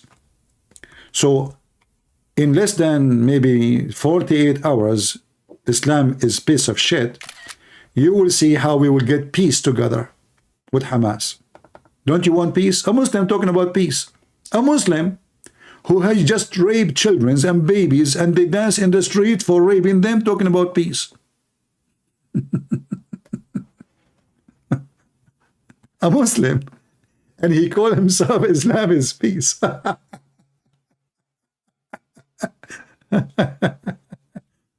Yeah, Islam is piece of shit. I agree with you. I'm not particularly right, my friend. Even Zakir Naik agree with me. Hey, Zakir, what do you want to say to him? Is Islam is peace? What do you think? Christian Prince, first of all, I don't like this picture you put for me in the screen. Zakir Naik, I did not even put it. How you know? You're so fast, man. Because I'm sitting next to you. Okay, what's wrong with this picture? First of all, why you are making those things going around my head? Because you are a holy man. Isn't it Prophet Muhammad, he used to get dizzy when he received revelation? Exactly. So, aren't you dizzy right now? Christian Prince, first of all, I am not dizzy because I'm not the Prophet. So are you saying to me that your Prophet, his real name is Mr. Dizzy? Christian Prince, respect yourself. Okay, we can change it. What about not dizzy? Disneyland. Because all his story is coming from Disneyland. Can you explain to me how the Mickey Mouse became the enemy of Allah and we should kill it? Christian Prince, first of all, Mickey Mouse is a very, very, very, very evil creature. Abdul, what's wrong with you? It's a Mickey Mouse. It's a cartoon. It's not even a real thing. How you want to kill a cartoon? Very easy. How you can do that? We burn it. Islam is peace, huh?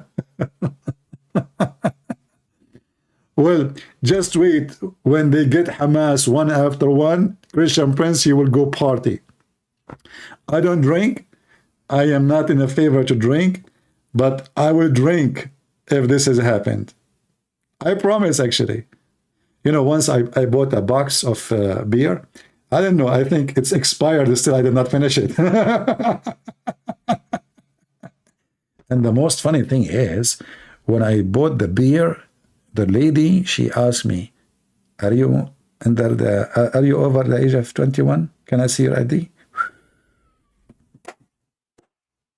There's an old woman behind me. She started laughing. She's serious. I don't believe it. I said, do I look like 21? What's wrong? Do I look like 18 or 19?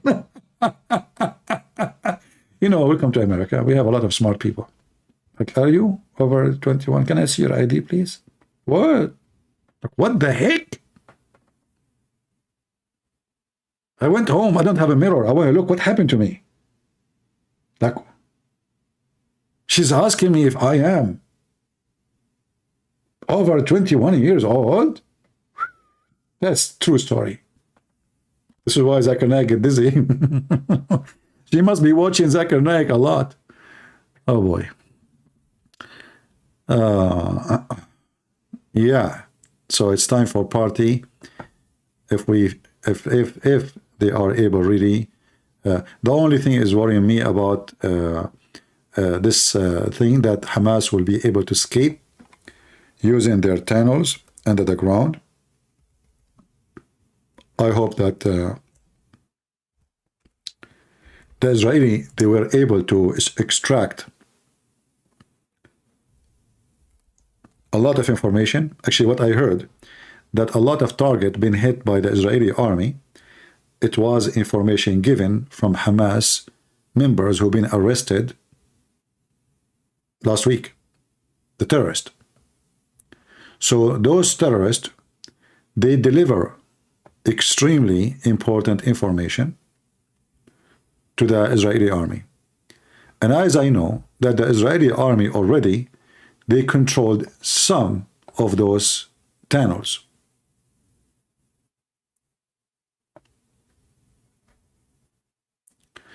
If they have a full map of it, and they were able to catch such a map, that will make the job a lot easier, because simply they make a city under the city, because they are rats. So let us see what will happen. And if Hamas decide to hide down there, there is a very easy way actually to finish them all. They can put water, they can pump water there. I mean, there's many ways. You know, tunnels are very easy to flood. Just know where the entrance is, and then water will go everywhere. Just flood it with water. You don't even need to send your soldiers there. So it might be an area where you can hide, but in fact, it's the same time, it's a death trap. Very easy to be killed inside.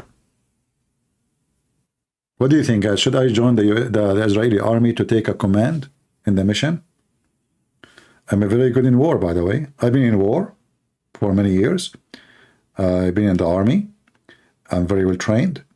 And I can make a very good planner because I know how they think. I speak their language, I know their religion, and I know how they think. So I can do a really great job to get them busted.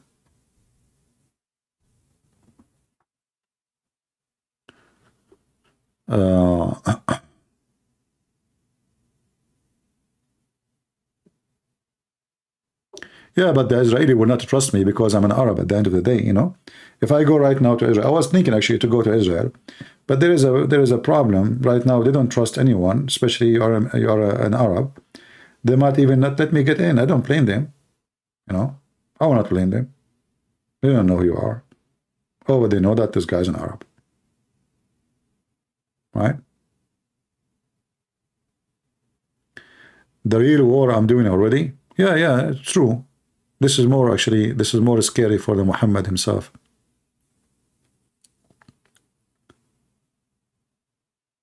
Let's see.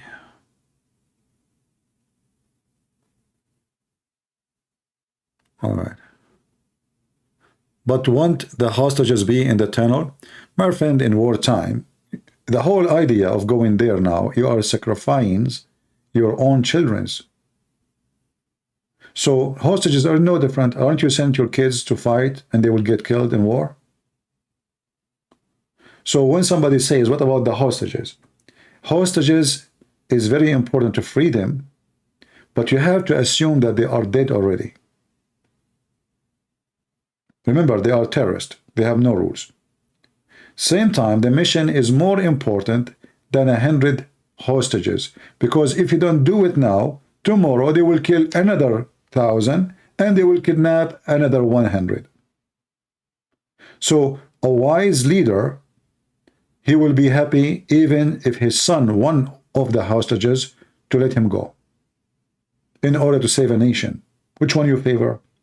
To save a nation or to save 100 hostages?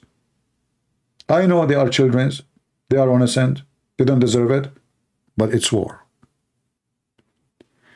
If you go in war and you are a person who, like, you've soft, this you cannot be a war leader. You cannot bring victory to your country. In war, you have to be tough. You will bleed. Your children will die. War is not going to a restaurant to drink coffee.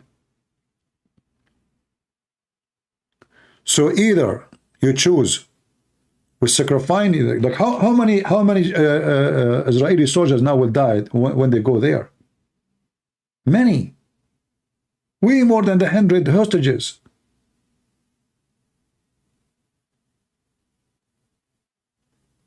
Don't those soldiers have families too, and they have kids? So why you are going there? You are going there because you have to do the sacrifice. It's not a choice. If you negotiate with a terrorist and you say, okay, give me the hostages, I will leave, then they will do it tomorrow. They get away with all the crimes they did. Never negotiate with terrorist, because he will come second day. Just to give you an example, if a group of people, they kidnap your son, and they say to you, we want $1 million. Give us the money. You give them the $1 million. Let us say they keep their promise. They release your son. A few days after, another group kidnap your son. Give us $1 million. A year after, you just told all the criminals in the town, you kidnap my son, you take my money.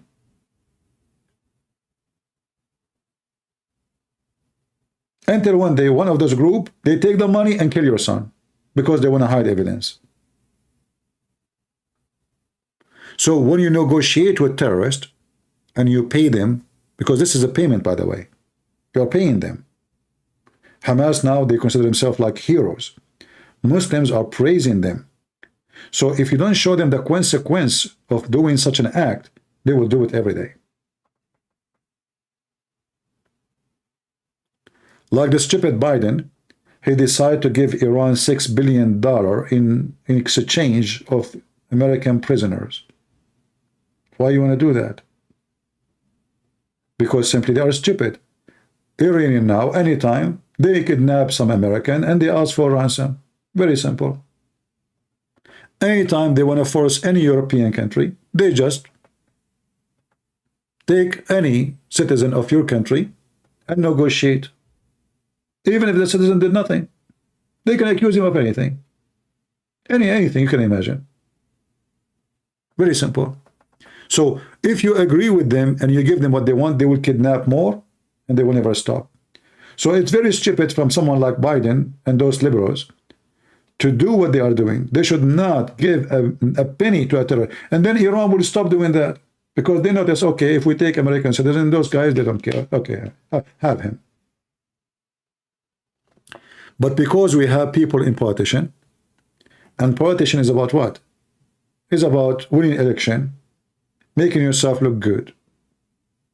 They don't care really for fighting and being victorious against the enemy or the one who caused dangerous act to the country. They care only how they can be elected again. All those who work in politics, they don't say the truth, for they do politics. And politics is always about, let us lie to each other. Everything in politics is about, let us lie to each other.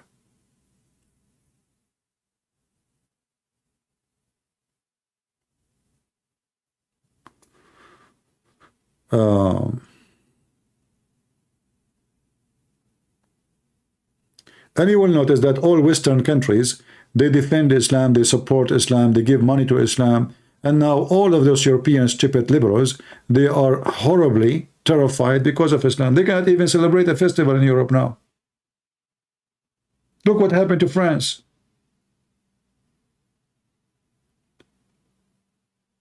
You speak against Islam, they accuse you of phobia. But all European countries now, they are in a terror alert every day, not only now.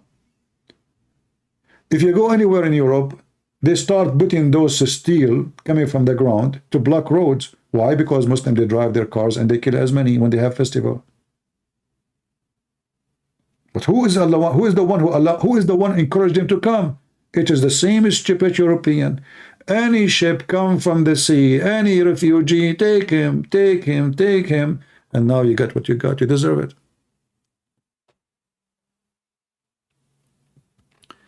To Eva Singer, he made a video against the Christian in the army yesterday. He was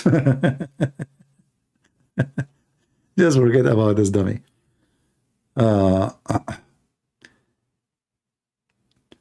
What do you think about Musab Suhaib Hassan? Well, he's a good man. He's not against Israel. He supports Israel, actually. This guy, he helped Israel a lot to avoid terrorist activities. He is a son of Hamas founder, or the Hamas, let us say, the new founder, and he helped the Israeli army. How he can be against Israel? You know, why if somebody speak against action Israeli done, he is against Israel. This guy, he helped them thousands of times, leaking information about attack. Hey, hello, they are going to put a bomb in the bus there. Do something. Suddenly this guy now is against Israel. Where do you get your information from? From what's his name? Walid Shubat? Walid Shubat, the way I see it, he got jealous. He was the only one claiming to be the ex-terrorist, and he become a Christian. Now there's a new guy, and he is way more powerful. The son of Hamas founder, he became a Christian. So jealousy, so he started accusing him he's against Israel. It is not true.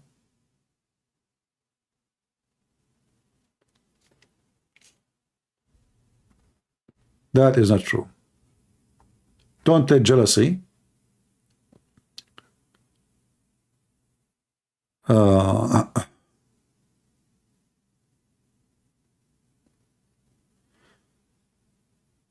Yeah, we have Ed, he is saying, yeah, actually I did join the USA Army in the time of war with Iraq. You are right.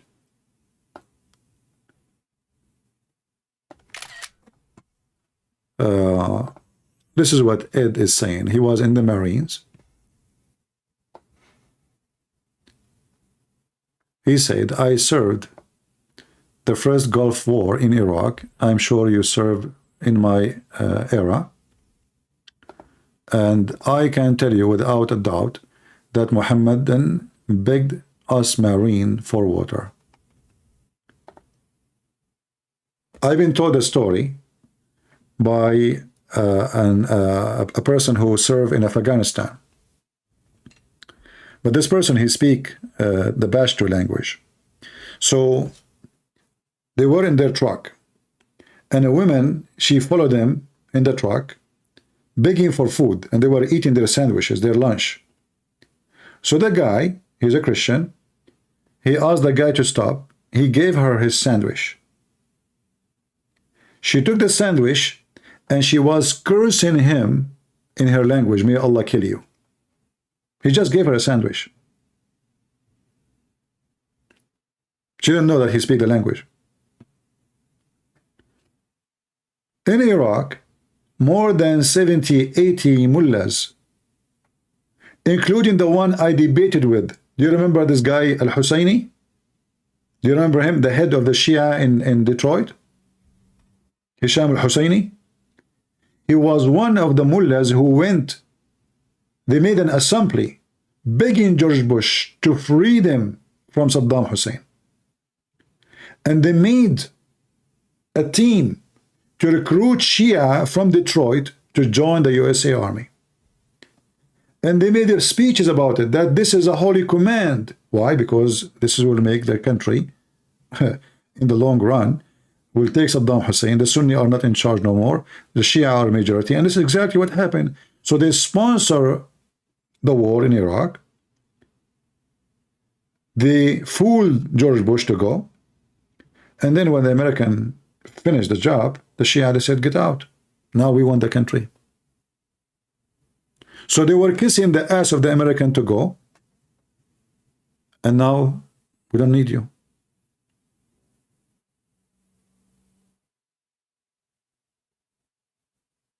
That's what they do. And simply, George Bush, he gave Iraq to the Shia, to Iran. However, if you ask me, I say that was a good thing. Why? You know, you might say, well, the Shia, they hate Israel, etc. I mean, all of them, they hate Israel anyway. Everybody in this territory hate Israel. But by giving Iran the power in Iraq, Saudi Arabia is not in the relaxing mood no more.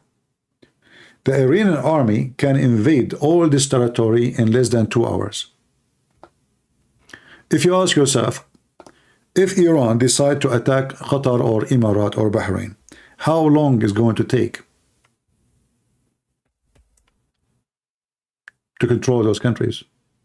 I assure you, not even 20 minutes. Not even. When Saddam Hussein attacked Kuwait, took him not even the morning time. That's it. Those are very small, tiny countries. Don't even have an army. Even though like Emirat trying to buy F-16, etc., but this will not work. They don't have the population, they don't have the size, they don't have the ability, they don't have the skills, they don't have anything.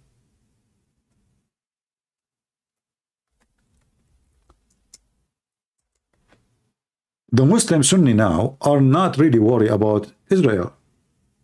Actually, they don't care for Israel. What they are worried about is Iran. And that is the good thing about the war in the Gulf. Otherwise, everything about it is ugly. War in general is ugly. Nothing good in war. So if you go right now and you check the map, this is Iran. And this is the Gulf. It's just a throw of a rock. And the Iranian, they will be there. And not only that, now Iran is controlling the biggest size of Yemen. Which means, if a war happened with those countries, the Yemeni, which is the Iranian Yemeni, they can close this entrance for the Red Sea, which means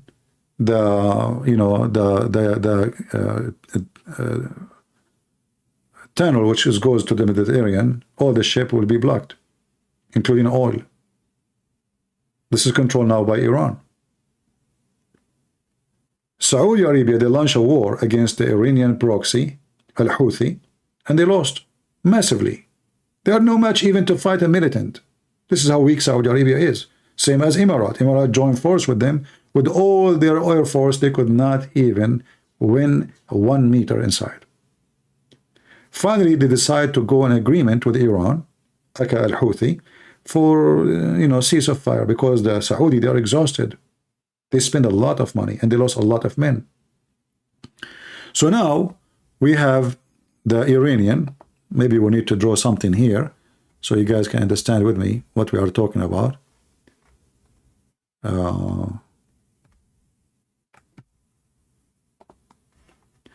So if we go back here, make the map bigger.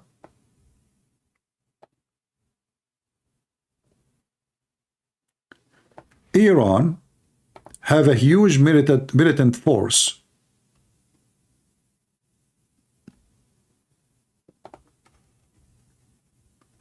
with the borders of Afghanistan, Shia. Iran have a huge existence of Shia in Syria. Even they brought Shia from Afghanistan. We can say all this area is controlled by Shia. Iraq, all of it now controlled by the Shia, except the area controlled by the Kurdish. So we can say all of this is Shia controlled. Yemen, most of it is controlled by the Shia. Oman, they are kind of Shia. Abadiyya is kind of close to the Shia, and they are very friendly to Iran, so they are not a part of any business. So as you see, the Sunni countries, they feel the risk that the Shia are surrounding them from everywhere. Muslim Brotherhood, sponsored by Iran. So when the Muslim Brotherhood, they took over Egypt a few years ago, that was a victory for Iran. But then Saudi Arabia jumped, and they discovered that the Muslim Brotherhood, with the help of the Iranian, they are going to take over and make a coup against the kingdom royal family in Saudi Arabia. So they start arresting them in all those countries. In Qatar, Saudi Arabia, if you go right now, you search, you will find that Muslim Brotherhood, including Hamas, are considered terrorist organization by Emirat, Bahrain, and Saudi Arabia.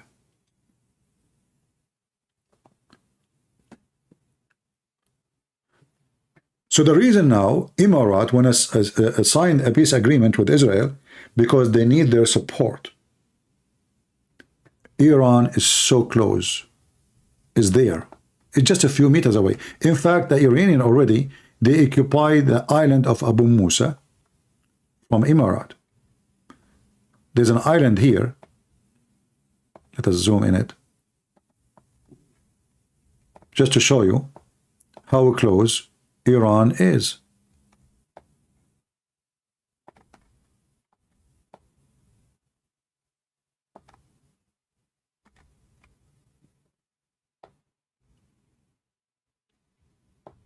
Do you see how close it is?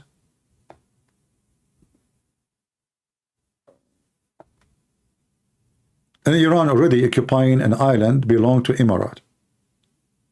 Already. So it's just maybe 20 minutes by fast boats. The Iranian, they can land on Emirat.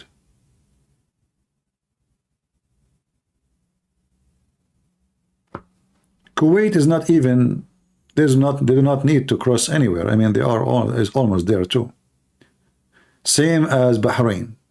This is why Saudi Arabia, they build a bridge between Saudi Arabia and Bahrain, because the Shia number in Bahrain is increasing extremely fast. Shia, they have more babies than Muslim Sunni because they practice more muta. So they build a bridge.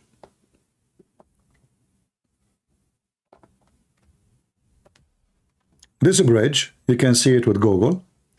The whole point of it is to give Bahrain more security and more supply of a human resource. Same time, give it the protection, extra protection.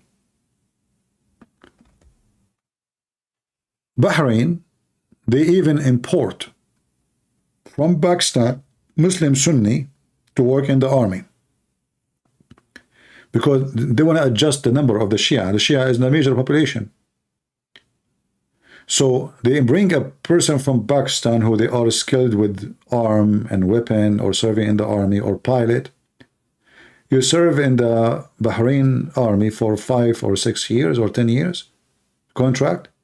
After that, they give you citizenship because they want to increase the number of Sunni. All right. So the Middle East is messed up, and the fear, all those Muslims countries, the Muslim Sunni, they are in fear of Iran. Iran is going to eat them alive. This is why the Muslim Sunni, they are praying day and night that a war will happen between Iran and Israel, so they can sit and watch. For me, I don't want the war to happen between Iran and Israel. I would like to see it happening between the two evil sources, Sunni versus Shia. You know, those countries like Dubai, if one missile failed from Iran, Dubai will be empty. The business will collapse. Anytime now they start speaking about war, everybody in those territories will leave, and the country will collapse. Those economies are made from cartoon. They are not real. Dubai does not have a real economy. Same as Qatar, because all their money as Qatar coming from gas and oil. So if the war started, all the oil supply from those countries will stop. Their economy will collapse. If you remember, during the war with Iraq, between Iran and Iraq, the Iranian at that time, they were very weak compared to now. They put a lot of bombs in the water. So any ship is going in the water, hit them, and boom, the oil ship destroyed. So the oil supply from the Gulf during that time for almost 9 years was really in trouble. And now, all those countries, Saudi Arabia, Emirat, Bahrain, everybody, they are lining in the line to sign agreement with Israel, because the agreement will not be only about let us have normalization of relationship. No, it's going to be an agreement of military and support. The same they did with Emirat. The same they did with Bahrain. The Israeli will provide intelligence support and high-tech support. And now for sure, as you know always, there is agreement which is not to be published. Secret agreement. And those agreement is against Iran. As they say, the enemy of my enemy is my friend. So Emirat, Bahrain, Qatar now is protected because they play the hyena. You know, they have the biggest base of the American, and they are friend to the Iranian. They are friend with Al-Qaeda. They are friend with everybody. Hyena. Same time they are Muslim Brotherhood. But this is why Saudi Arabia, not long time ago, before Trump he leave, they put sanctions on Qatar because they support Muslim Brotherhood and they support Hamas. But we have a stupid president at that time. His name is Trump. This potato Trump, because he worship money and because Qatar, they bribe his son-in-law, who was going to go bankrupt. They rent his building for $1 billion. He forced the Saudi and Emirati to lift the sanctions from Qatar. In fact, even the last week of Trump, the last week, he made a threat to Saudi Arabia.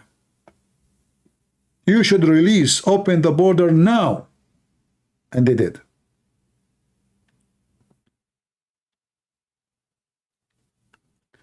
Trump is not what we think. Trump is very corrupt like Biden. Trump is the same person who went in the front of the White House saying, Qatar should stop supporting terrorism now. It looked like it, he did it, so they can call him, says, what is your price? 2 weeks later, they rented the building from his son-in-law. Since then, Qatar is our friend. And he supports Qatar wherever he go. But if you say those things, many people, they get upset because they are, you know, they think Trump is he's a good man. He's the same. He is the one who left the sanctions on a country sponsor killing Christians and Jews. Trump did it, not Biden. If you don't believe me, go check it out. You will see the video on YouTube, Trump saying Qatar should stop support terrorism. Less than 10 days after, Trump is selling 35 airplanes to Qatar. How they are supporting terrorism? And then 10 days after, you are selling them weapon, expensive one, high technology. Corrupt. False leaders. But you know, the crowd, you know, goat. Nobody think, nobody ask himself, nobody, you know, goat. For me, I have no choice but to vote for Trump even again. Why? Because what? I accept Biden. At least he's better than Biden. But not because he's a good guy. Anyone is not liberal is for me is way better than a liberal. As simple as that. But I'm not voting for Trump because I like him. Yeah, exactly, same as Kuwait. But then after just yesterday we saw a video from a sheikh in Kuwait, and I find it very strange that the Americans are not pursuing to arrest this man who is making a threat against the American and against the Israeli. He's in Kuwait, a big sheikh in Kuwait. His name is Othman al-Khabith. Al-Khabith, I call him, not al-Khamis.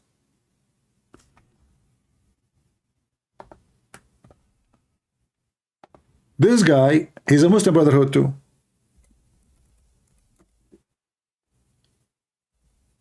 Every day he made a video.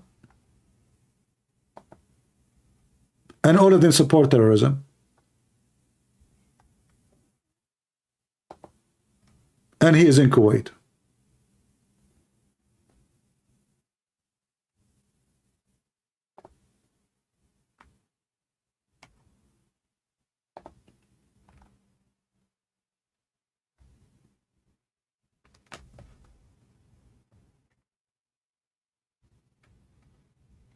Very filthy creature. The American embassy, they can ask immediately for his arrest. And Kuwait will not dare to say no. But because we have a fake president and fake government, liberals, you know, what do you expect? What do you expect from people who do not know their gender? Do you expect intelligence? Logic? No. Do you support Ron DeSantis? Absolutely. This guy is a very good guy. Look what happened. President Biden, he did not do anything to remove Americans who need to travel out of Israel. DeSantis, who is not the president, he's not. He's just a governor of Florida, right? He made an order that to provide airplanes to remove any person who is from Florida from Israel. He is doing the job of a president. DeSantis is way better than Trump, and you know, you cannot compare. This guy, he changed all the books in schools, teaching kids about how to be homosexual, how to change your gender. He forbid the show of transgender. He fought Walt Disney just because of that. He launched war in the woke, filthy culture. Not Trump. Trump, he have gays assistants. If you don't believe me, go search it right now. This is way better. This guy is the conservative Christian, not Trump.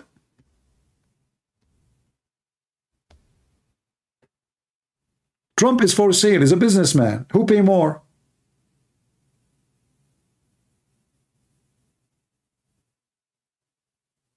Trump, he even praised Taliban. He says stupid things. He said, who can conquer Taliban? Who can win with Taliban? You stupid, isn't it your army? 2,000 Marine only to control the whole country for 20 years. He called them warrior. He called them smart. He called them no cannot win against them. This is Trump, not Biden. Same he say about Hezbollah. He's donkey.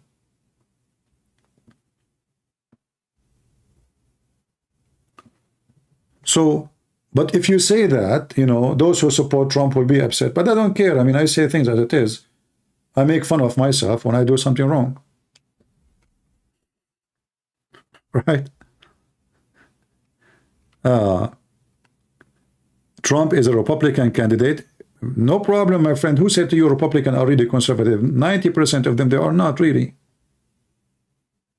You see, those who they are in politics, they go with the mood. So if the majority of population support homosexuality, everybody will support it. Because this is what the point. You want to win the election, right? Those, they don't care for ethic. They care for how to win the election. And same with Trump. Trump, he noticed that the one who they are voting for him, they are going to be the Christian, not the liberals. So he started giving them ideas that he is a conservative person. But in reality, this guy is a womanizer. He sleep around. He cheat. He's a playboy. He have nothing to do with conservative. He's not. All of us, we knew this. The guy, he paid $800 tax. Trump, with all the money and the palaces he have, the whole year tax is $800. Where is the ethic? It's not $800,000. I mean, even $800,000 should be nothing. This is nothing. There is no way it's $800. When I pay my tax, they take my heart with it.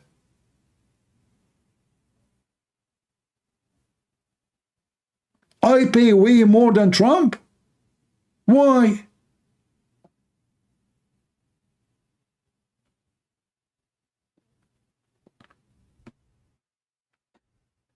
All those who you praise them, they are scumbags. What is my take on abortion? I don't know. Ask a chicken. Have you seen a chicken killing her baby? You don't see that. Even chicken have a brain better than a human being. I never saw a chicken killing her baby. Did you? So if a chicken cannot do it, why a human being want to do that? Why even I need to take a take on the abortion? Is it a human behavior to kill babies? You know, those liberals, they are really, really weird. They keep talking about the human right and blah, blah, blah, and then they kill babies.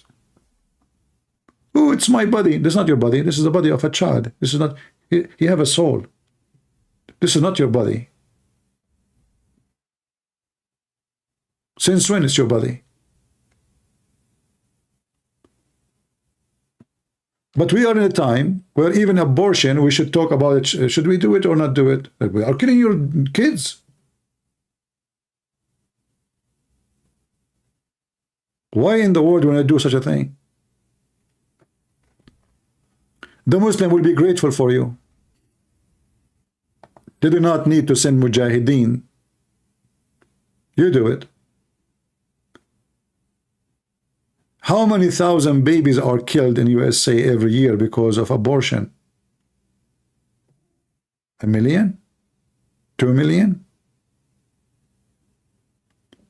And this is what DeSantis, he did. He's against it too. And then the Supreme Court against it too.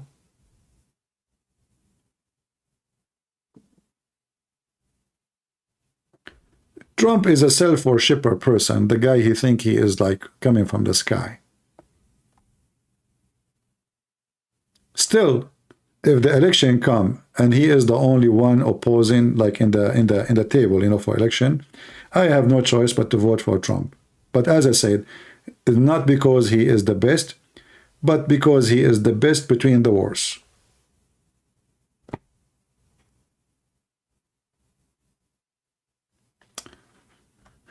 Anyway, I think we have enough for today. It's already 5 a.m. here. It's time for me to have some coffee. Who want to drink coffee with me? Anyone? Who want to drink heavy-duty Greek coffee with cardamom?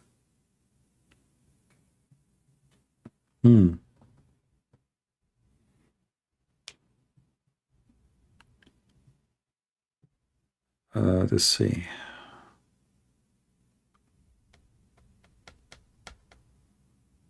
Yeah, and you know, and this is the funny thing about China. You remember, for the last few years, every scumbag in the West and the East speak about Muslims being discriminated and killed in China. Suddenly nobody talk about it now. Why? Because simply it was an agenda. It's just an agenda. They want to stop China. They are being unfair to China. I'm not defending China, by the way. But they frame a person the same as they frame Trump to be racist against black people. The guy is not. But they frame him. He's against Asian. He hates Asian too. He hates black people too. He hates Hispanic. He is a KKK. So they frame you. The same as the Muslim, they frame me too. They try to make my reputation bad. The same way Western, they start attacking China because China is getting massive, strong, powerful. And they do not know what to do with China. So how we can stop China? The Muslims. Suddenly, even Trump, he defend the Muslim in China.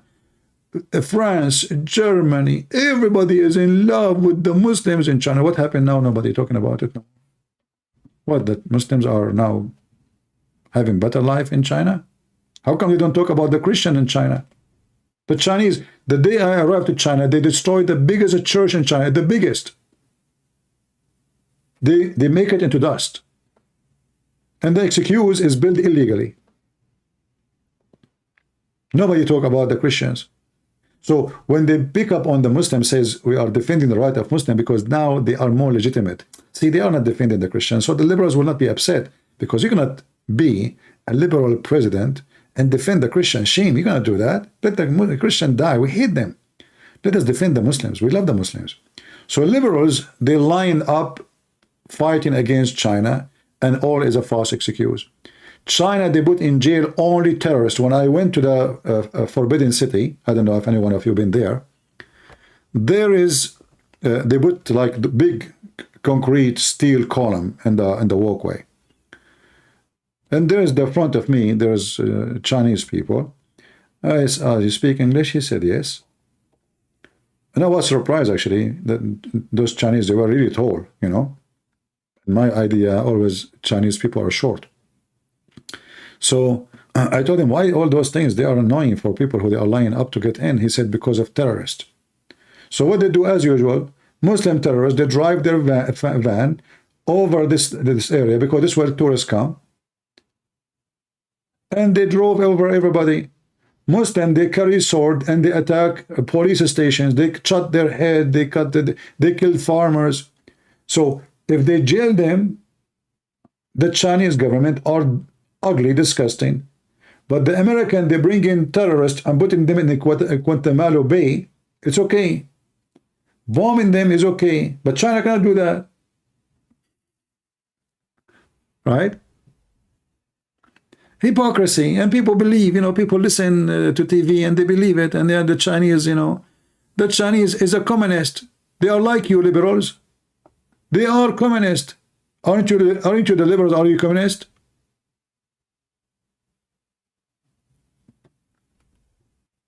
The Chinese support abortion. A woman, she can have only one baby, and they take her womb. They take the womb out, so she will not have more babies.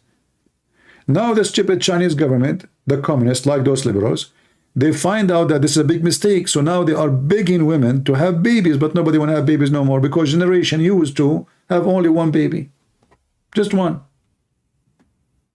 Nobody want to have babies in China now. This is why India now become the biggest population country in the world. That is impossible. China was, and China always should be, the biggest population in the world. But because of the communist liberals and their stupid mentality, they killed their own population. And now China is a massive country. But if they go in war, they cannot handle it. Why? They don't have babies. They are at risk of not existence now. Every family have only one baby. And do you know what does that mean? That means when the parents die, the population will drop 2/3. Because everyone have one baby. 2 people die, 1 is alive. The 3 is gone. Now we have 1. Now the one to have a baby, to have a baby himself, you have to get married. And look what happened, because now they force people to have only 1 child. Most of the Chinese, they choose to have a male baby. They give them the chance to choose the egg. You want male or female? The majority, they choose to have male. So now they are short of women, which means even if they try to have children, they cannot, because they don't have equal number of women. This is what happened when you follow the stupid liberals. Liberals are stupid, and they are so stubborn, they think they are the smartest. So now China built the kingdom of wealth, manufacture, but they lost their population. If they go in war right now, the biggest risk is population. Japan is suffering from the same thing. Korea is suffering from the same thing. People, they walk in the street and they have puppies in the baby cart, not babies.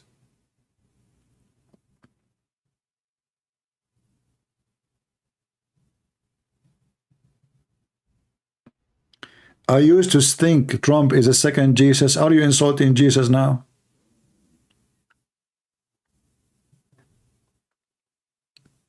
Crazy people.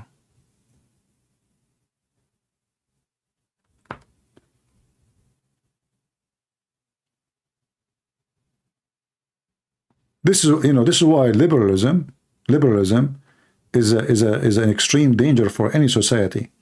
When I was doing my master's degree, and those liberals, you cannot, they will accuse you anything you hate. So I proved to them by economy that having a society of homosexual will destroy the society money business only, just money, not ethic.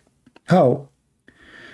You today, if you are young in age, 30 years from now, maybe 40, you will be retired. So today they take tax from you. And your tax will be saved. Some will be used, some will be saved for you when you're retired. It's called Social Security. So if the society turn into homosexual, the one who pay today for retirement of somebody is someone born maybe 20 years ago. And the one who collect that is somebody born 65, 67 years ago.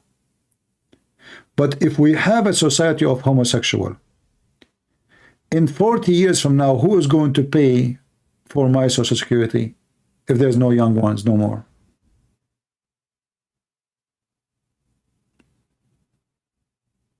Do you understand? In order to get your Social Security retirement after 40 years from now, you need a newborn women and men to be growing and become a workforce, pay tax, and from their tax, they will give you Social Security. Not your tax. Your tax is already spent. So if the whole society became homosexual,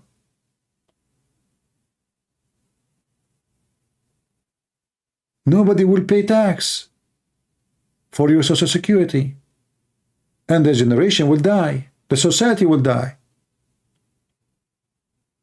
You will not have enough people to protect the country. You will not have enough manpower to keep running the country.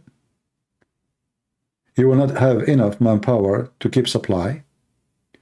The nation will die. So all ideas liberals they come with is self-destruction. This is even if you don't believe in God or anything. It doesn't say you are just a person who believes in money and business. Homosexuality is the way of self-destruction. Women sleep with women, men sleep with men, there's no babies. And the funny is, when they want to have a baby, they go adopt somebody. That means still you need us.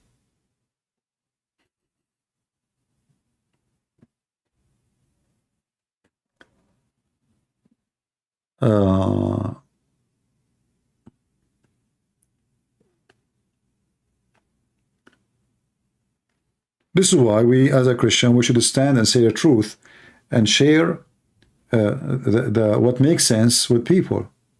And don't compromise. Those who compromise, they are not Christians. You know, there's many Christians, they are just potatoes. Like I remember once I was doing a seminar. So the guy, he wanna like corner me. So he stood up, he says, I heard that you speak against homosexuality. Look like you hate them. You know? So I did not say anything. I said, are you homosexual? The guy, he said to me, why you are saying that? I said, look like you are the one who hate them, not me. Look what happened to you. I just asked you, are you a homosexual? You get so upset. Supposedly, he is questioning me. He want to get me busted. I heard, and he was shaking his head like, you know, and moving his hand in a funny way. Yeah. I heard, you know, and you know, you are talking to Christian Prince. I will get you busted in 2 seconds. You have no idea you're talking to who. If you are little, if you have intelligence, I have the intelligence. People, they start dying laughing at him. It turned to be he's the one who have a phobia.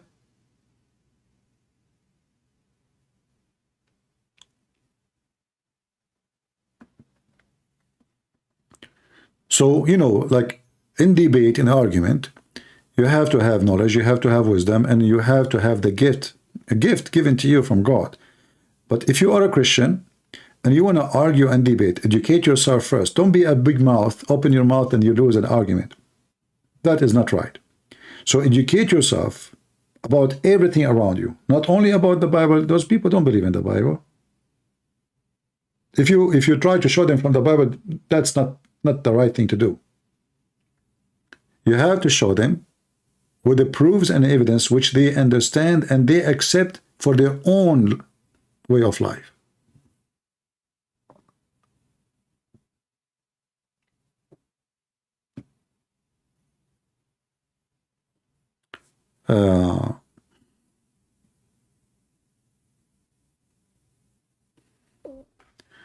What do you do if you have Muslim best friend, decent guy, came from good family, has not into religion stuff? Should I pray and let the time tell? Yeah, you see, Steve, the issue is, you know, I grew up in the Middle East, right? And, you know, I have like kids in my age at that time, and they are nice, but the second they knew about the religion, they change. As long as we are kids, honest, we don't have anything to do with religion.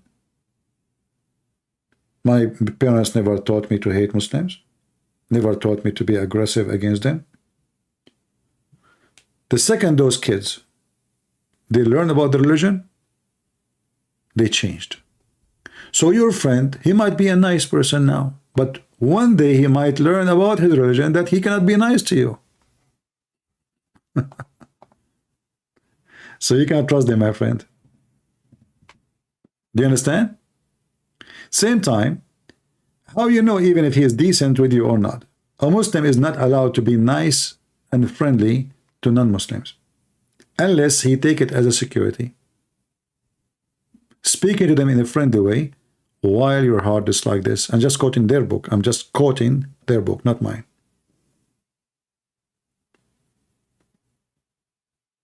So are you going to risk having a relationship with someone he might just playing with you? Or maybe tomorrow he will go to the mosque and they will tell him to do jihad? His book is the book of the devil. He's nice or not doesn't make any difference for me.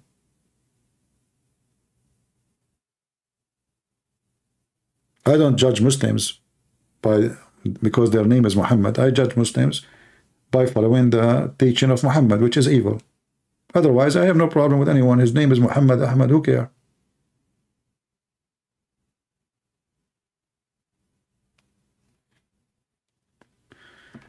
All right, it's time to make coffee. I might come back if the operation, you know, the surgical operation started against Hamas, because I will be really happy to see that. I'm excited to see the result soon, I hope. And I promise you, I will have a party the day Hamas will be demolished. Big party. I will invite you all to eat falafel online. Thank God you are not with me here. Otherwise, I will go bankrupt. Oh boy. All right. Yeah, coffee time, coffee time. Hamas need to go, Allah need to go. The root of all evil is Islam. You know, people, they keep talking about Hamas, but the truth is, it is Islam. Did you ask yourself why all those Muslims are so excited for what Hamas did? Because they are Muslims. Islam is the problem. It's not Hamas. Hamas is a group of Muslims following the teaching of the filthy Muhammad. But nobody want to say why they did what they did, because they are following the filthy teaching of Muhammad. Why they were shouting Allahu Akbar when they are killing people? Because they are following the filthy scumbag Muhammad. Why they burn people alive? Because they following the scumbag Muhammad. Why they hate the Jews? Because they follow the command of Muhammad to kill the Jews. Nobody want to say the truth. Everybody is speaking what Hamas did, but nobody want to say this is what Islam did. Even the Jewish leaders don't say why Hamas is doing this. In fact, many of them, they say not all Muslim don't believe in this. Muslim don't. They don't. Since when? Since when? Even after they killed your babies, still you are politically correct? Even after they rape you?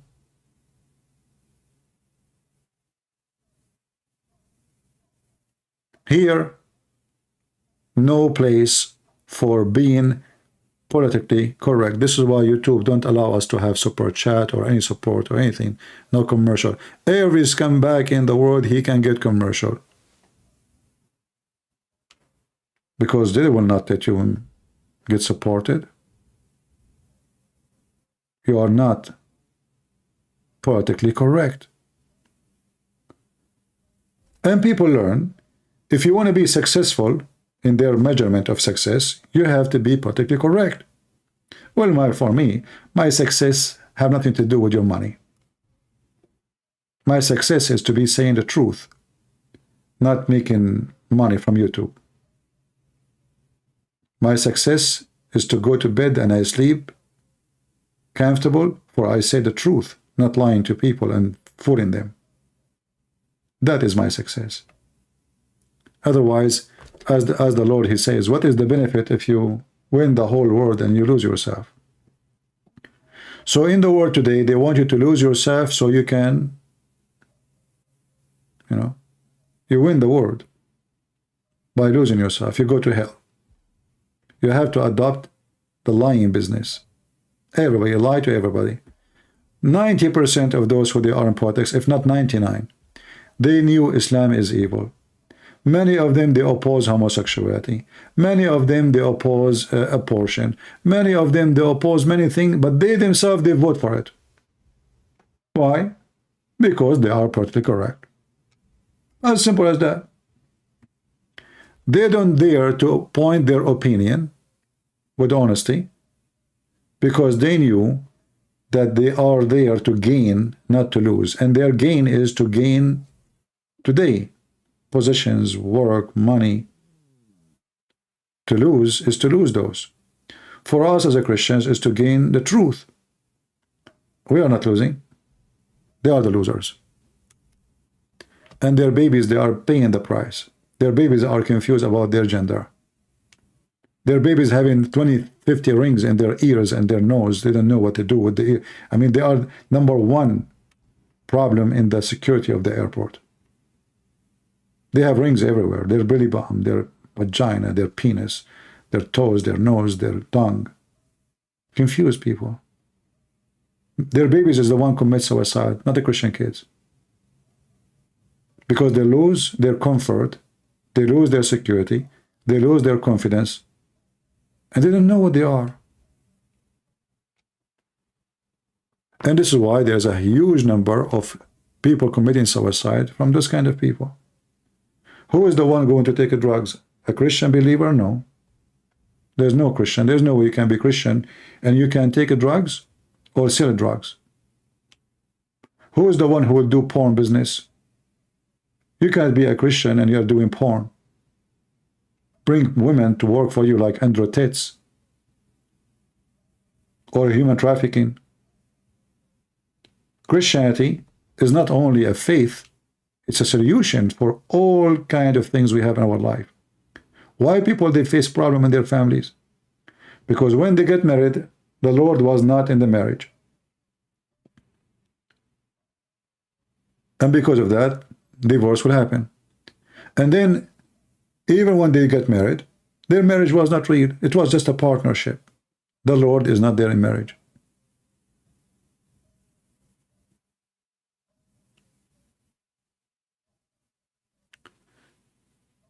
So for us, the teaching of the Lord is a solution, is a constitution, is a doctor, is a healer, is a medicine, is a comforter, and the most important thing, will clean your mind from confusion. A believer have a comfort nobody can explain. A disbeliever is always paranoid, upset, unhappy, demonic.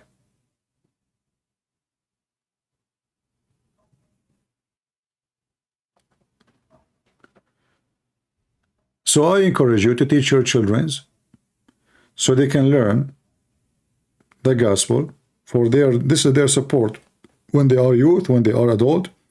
Otherwise, they will be the same as those poor children who grow in New York, Chicago. They put rings in their faces, tattoo everywhere. You cannot even see their face. Go to Philadelphia. Did you see Philadelphia? This is the atheist city. People walking like zombies. You know what zombies mean? I'm not joking.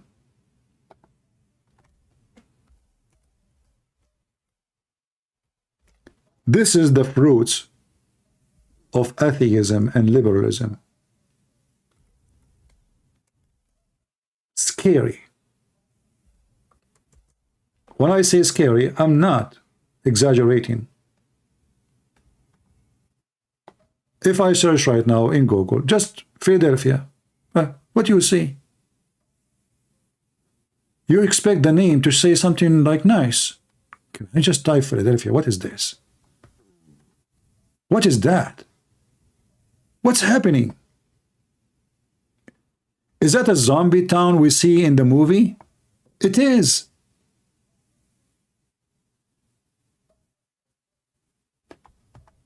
This is not a fiction movie. You can go there. They destroy generations. They kill them. Look at them. This is, and you will not see Joe Biden speaking about this. He will not go there.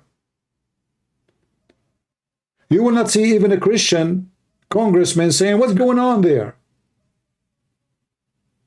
Nobody care. Why this is happening? How even the drugs is coming there like rain?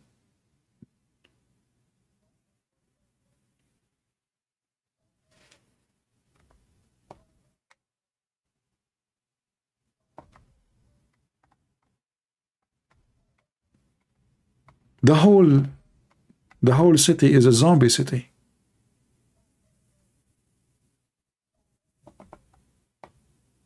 What they will show you an actor, she is wearing a bikini and she is going to Hawaii with her boyfriend. This is their news. This is what is important. An actor, she is asking for divorce. Tom Cruise, he want to sell his villa.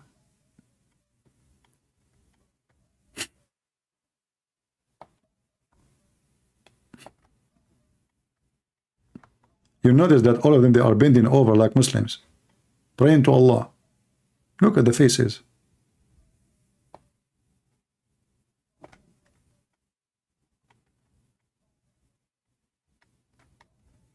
This is a city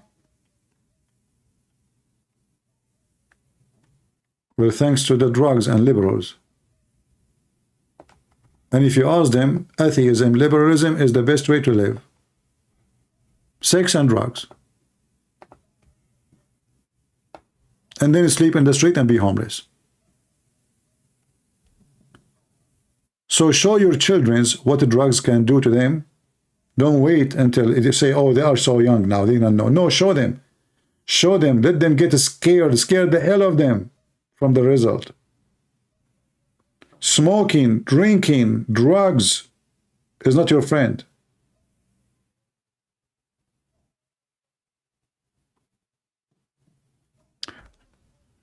Anyway, I might be back in a few hours to see what is the update in Israel. And how many hours, guys, you want me to be away? Let us see. Let me call Netanyahu and ask him, hey, when the attack will happen, man? Why you don't give us the exact hour? Don't worry, I'm not going to tell Hamas. I will call only Obama. Their friend Obama or this rabbi. Look at this guy. What a potato. All right, guys, I will be back soon later, maybe today. Depend on if the invasion start to get those dogs. And let us see who let the dogs out. And that's what we do here. So I hope soon, a few hours from now, maybe I will come back. Now for me, time to make coffee. It's morning. Until I see you again, may the Lord bless you. And I hope people in Asia today were able to hear me and have some time with us live, because we came in a time which is perfect for their time. Thank you.